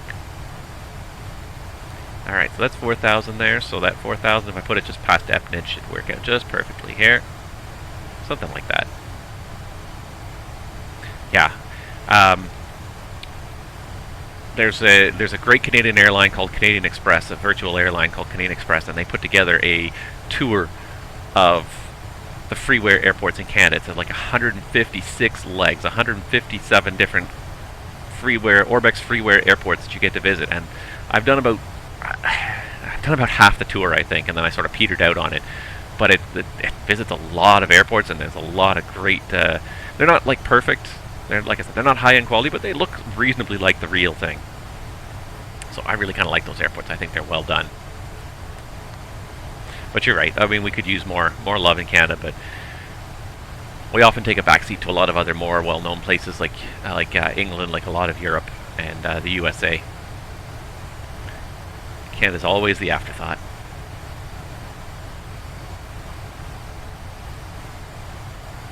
Alright, still got that anti-ice on. Tap -4 because we slowed down.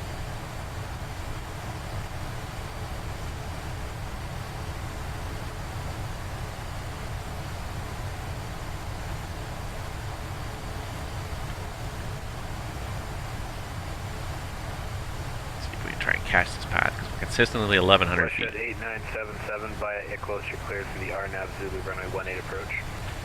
Via ICLOS cleared to Winnipeg RNAV Zulu 18 WestJet 8977. Okay, we're cleared for the approach. So all we're going to do is we're going to take this ICLOS,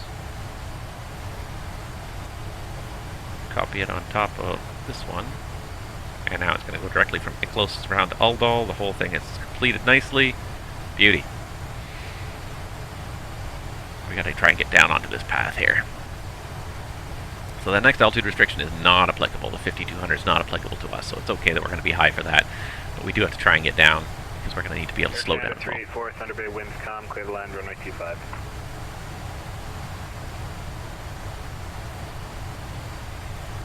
All stations, center stepping away for a minute. I'll be back.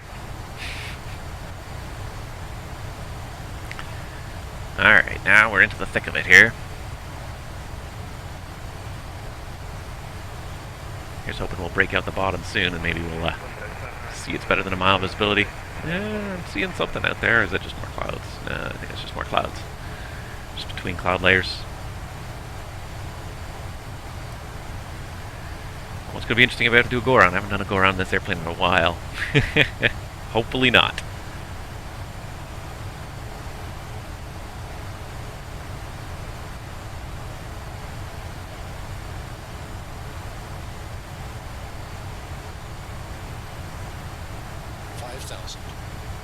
Checked. We're starting to come into the path now. Less than 300 feet to go. Kill the speed brakes and see if it'll track the path now there. It looks like we're just going to be able to track it. It's also bringing back the speed for the 210 at ICLOS.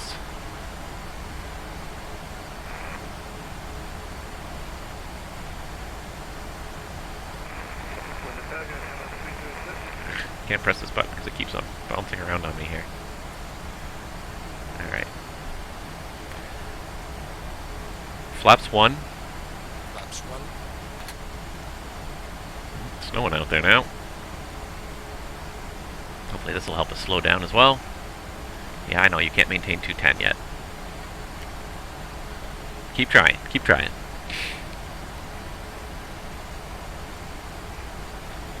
Flaps 5. Flaps 5. 1011. Checked. Actually, we should bring up the approach here.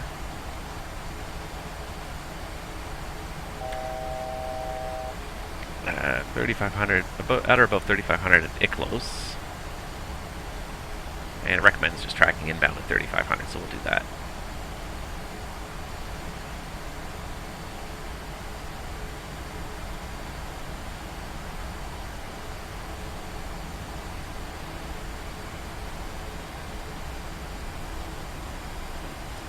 Alright, we'll get the speed back a little bit since it's adding power. We obviously 306, try again. Sorry, I was just away from my console for a can second. get this picked up here.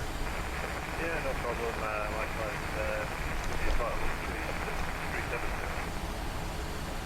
It is having a little bit of a hard time slowing down. Not surprising with the ITS on. We'll just let it do its thing. It's losing a little bit of speed gradually here, so it might be okay. I think we got it starting to slow down early enough here, bringing the speed back to 180.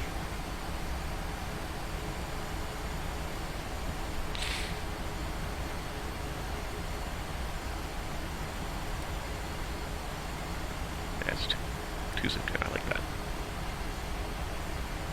Alright, it's okay. It's losing a little bit of speed here. We're doing okay. Just got to make sure we're configured early on this one too. Alright, 10,000. Let's get all those landing lights on.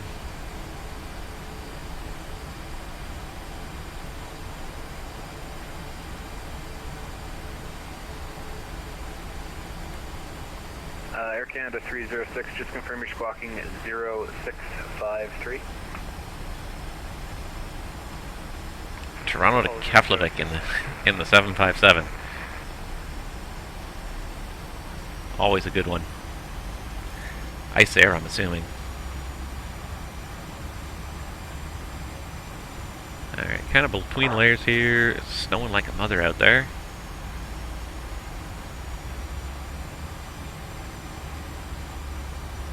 Flap 10. Canada 306 Heavy, your radar identified 75 miles to the south of the Lumsden VOR, flight 370.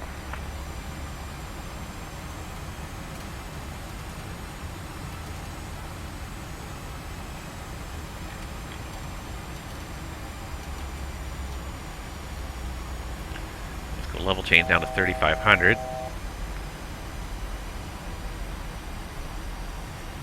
Air Canada 384, welcome to Thunder Bay, exit left when able.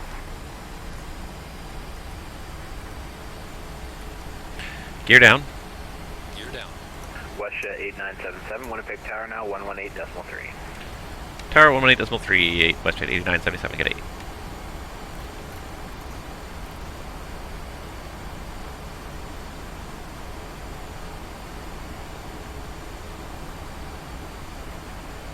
Flaps 25. Flaps 25.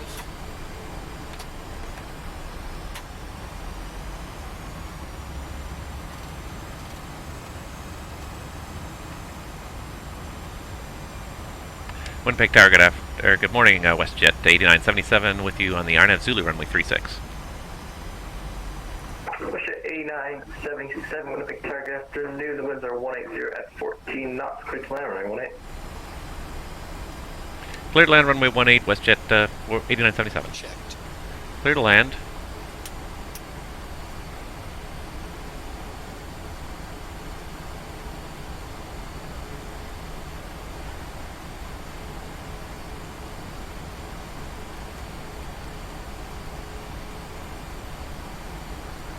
Alright, we got the speed intervention. We're on the path. Looking good. Are you sure about that? Flaps 30. Flaps 30. Landing checklist. Landing checklist. Engine start switches. Continuous. Speed brake. Armed. Landing gear. Down. 3 green. Down. Flaps. Flaps 30, green light. Landing checklist complete. Check. Winnipeg Tower, Delta 2050 Heavy, IFR to Denver, please, information Delta. Alright, ground contact, good stuff. Delta 20. Alright, I think we're going to pull this one out after all. Winnipeg Tower, you put it to your destination airport, be Texas 1 departure, then flight planned route, depart runway 18, squawk 4736. Alright, cleared to destination, Ducks 1 departure, departure runway 18 and Cleared. 4736 in the box 2050. Runway in sight. Correct. First start is at your discretion, color taxi. What kind of taxi, 2050. About 4 miles final, we had the runway in sight. It's a lot better visibility in the sim than it, that TAR's claiming. Good. Nothing left to do but land.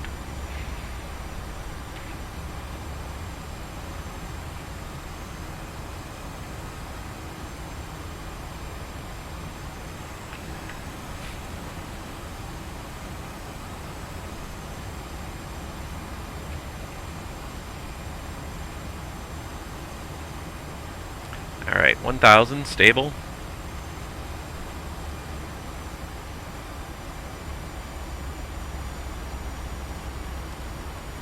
Good morning, Tower. Charlie, Alpha Charlie Kilo Tango, looking for IFR clearance as filed to Churchill, Manitoba. Alright, disengaging the autopilot. Charlie, Alpha, And disengaging the auto throttle too, because I find these RNAVs it wants to then airport, Winnipeg at 2 level off and accelerate. Flight planned route, depart runway 18, squawk 4745. Checked. We're cleared via the Win 8, the Win 2 departure, then is filed 4745 in the box, runway 18. I don't have an initial altitude, or is that part of the Win 2? I haven't checked that yet. Charlie, Alpha Charlie Kilo Tango, stand by, I'll get back to you. 100. 50. 30. 20. 10. Flare, little float there.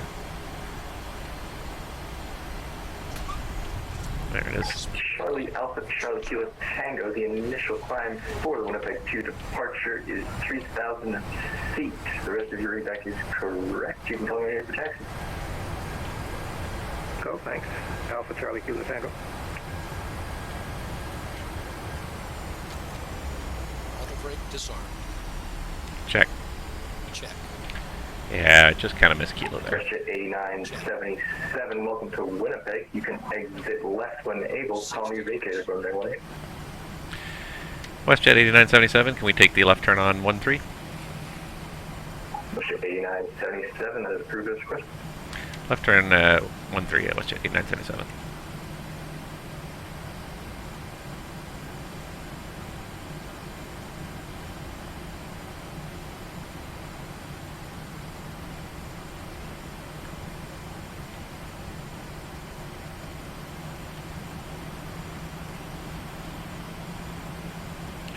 WestJet 8977 on 13, request taxi to gate 8. WestJet 8977, continue taxi on runway 13, Victor to the apron at your discretion. Have a good day. 13 Victor to the apron, our discretion, WestJet 8977, thank you. As I said, Victor, which is this turn here, Canada straight in. 784, are you with me? Okay to clean up. Check. We're with you for 784. Canada 784, just need your plane to push back in the next 2 or 3 minutes. Can you just hold it for about 4 minutes? I'll call you when you're ready to go. Yeah, we're not going to be ready for probably another 15 or so minutes. There'll be enough time. Charlie Alpha Charlie Kilo Tango, Winnipeg Tower. Alpha Charlie. Well, visibility is not as bad as they said, but it is snowing like a mother out here. Kilo Tango, just, Cold too, I imagine. You want to go to Churchill at flight level 250. That is our intention. Alpha Charlie Kilo Tango. Alpha Charlie Kilo Tango, right. Just make sure you got all those lights off. No, he never gets the landing lights. There we go. Landing lights are all off. We don't need to turn off lights if we're off the runway. We really just need that taxi light on.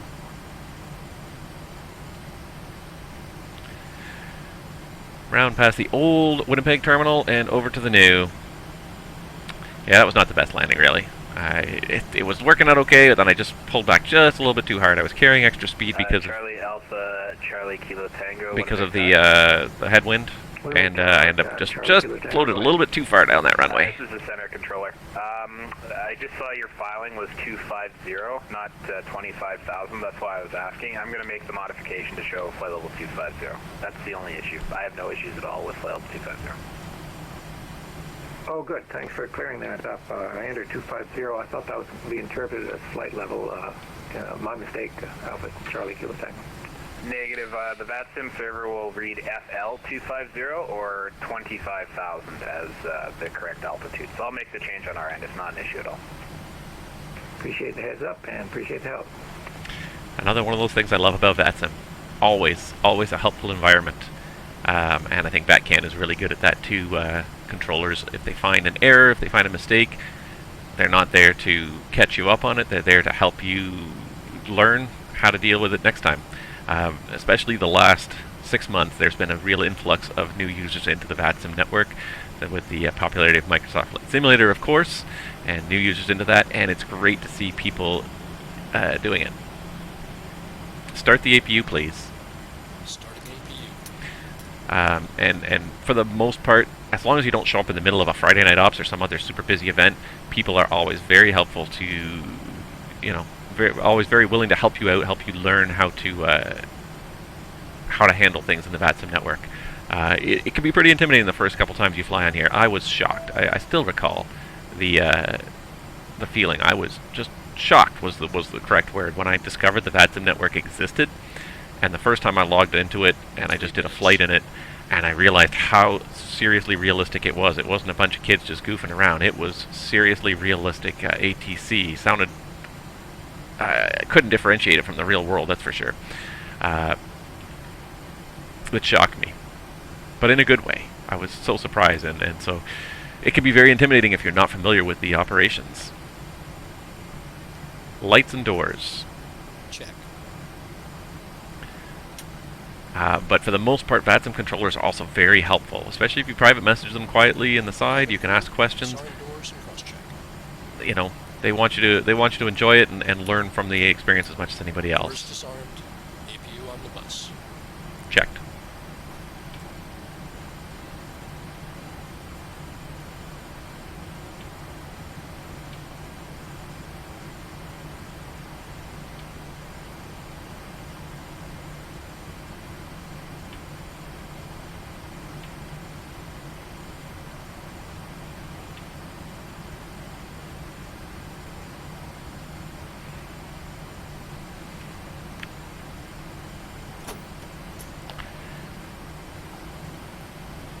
On the bus. Shut her down.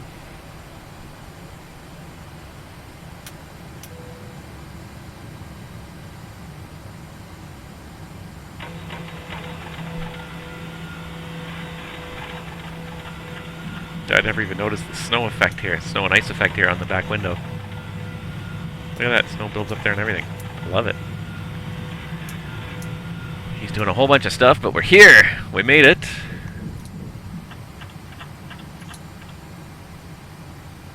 Just waiting for this guy to finish his flow so we can call for that shutdown checklist. Alright, well tonight I'm going to be on in Vancouver, so if you want to come and join us in Vancouver, I'm going to be on in Vancouver tonight. I'm about half the time I'm on in Toronto, but tonight it's Vancouver. I got got to do some training there, so but feel free to join us. I think the 757 will still make it to Keflavik from Vancouver. Shutdown checklist. Shutdown checklist. Fuel pumps off. Row 8 off. Hydraulic panel set. Flaps. They're still down. Parking brake. Well, why are you not putting them up? That's your job, buddy. Set. Engine start levers. Cut off. Weather radar. Off. Off.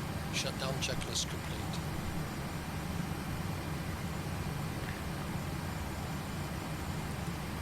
Cockpit to ground. Go ahead. Please connect external power. Roger. Connecting to